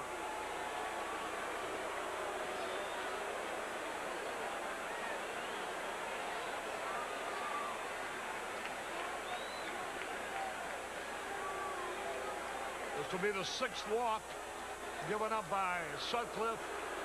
2 of them will have been intentional.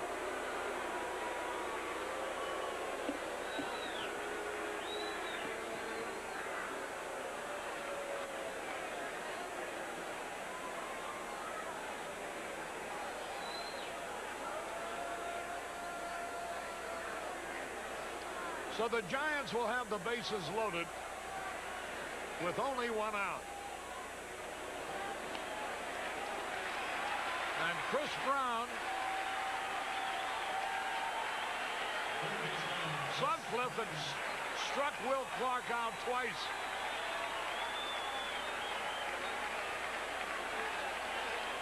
Well, they're gambling here on the play anywhere.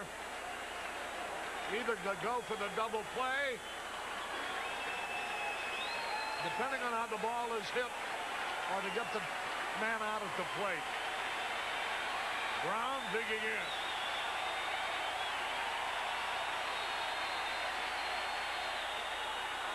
Goes back to second base.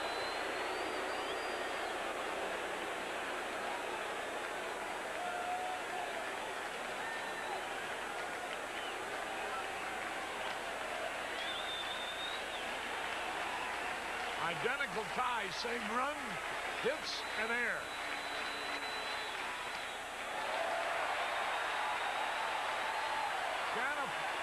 Can't walk this man. There's no place to put him. Sandberg in very close at second base, as is Francona at first. They're going to come home, trying to get the home to first double play on a ground ball. High pop fly. Center field wants to play at the plate. Here's the catch. Here's the throw. Terrible throw.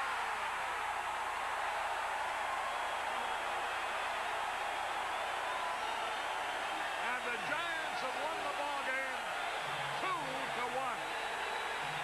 Boy, this is just sharp center field. Watch it. Helpless feeling as the ball just sails over the head of Jody Davis. We'll have the totals and the highlights in a moment. This east on Harry Carey back in Candlestick Park. You know, Sutcliffe now has a record of 1-4. 2 of those 4 losses, his team was shut out, and the other 2 he lost by scores of 2-1. The first one opening day, the other one here today. I don't know how you can pitch any better But if you don't make more than one run, you're not going to win many, and he isn't. Well, on this road trip, he's got a no decision and a loss to show for two outstanding efforts against San Diego and the Giants, Harry. And with no offense, it's tough, and if you don't execute, you're not going to win. And the Cubs failed to lay down a bunt. Then they made a critical mistake in the last inning, and that was it for both the Cubs and Rick Sutcliffe. It looks like they're just dedicated to playing Matthews and Say, regardless of game situations now, to give them a complete opportunity to prove that they're as good as they were. I can understand probably Ron Say hitting in this ballpark because he's killed the Giants. He's hit 40 home runs here. What I can't understand is defensively in the last inning. You know it's going to be a one-run ball game when you go into extra innings. And Manny Trio at third base certainly is a better defensive player. All right. Come back, get the second game, still get out of here with 3 out of 4. See you then. Okay, here are the totals now. 2 runs, 5 hits, 1 error for the San Francisco Giants. The winner, Mike Lacoste, he's now 2-0. For the Cubbies, it's 1 run. That was a homer by Sandberg. 5 hits and 1 error. Their loser is Rick Sutcliffe. His record now 1-4. The game-winning RBI, of course, goes to Chris Brown, and it was his 3rd of the year. This is only the first game of the doubleheader, so don't leave us. We have another exciting game coming up in a few minutes. Now with Steve Stone, Harry Carey from San Francisco until we start the second game, reminding you that I'm a Cub fan and I'm a Bud man, and win or lose, I hope you are too. So long, everybody.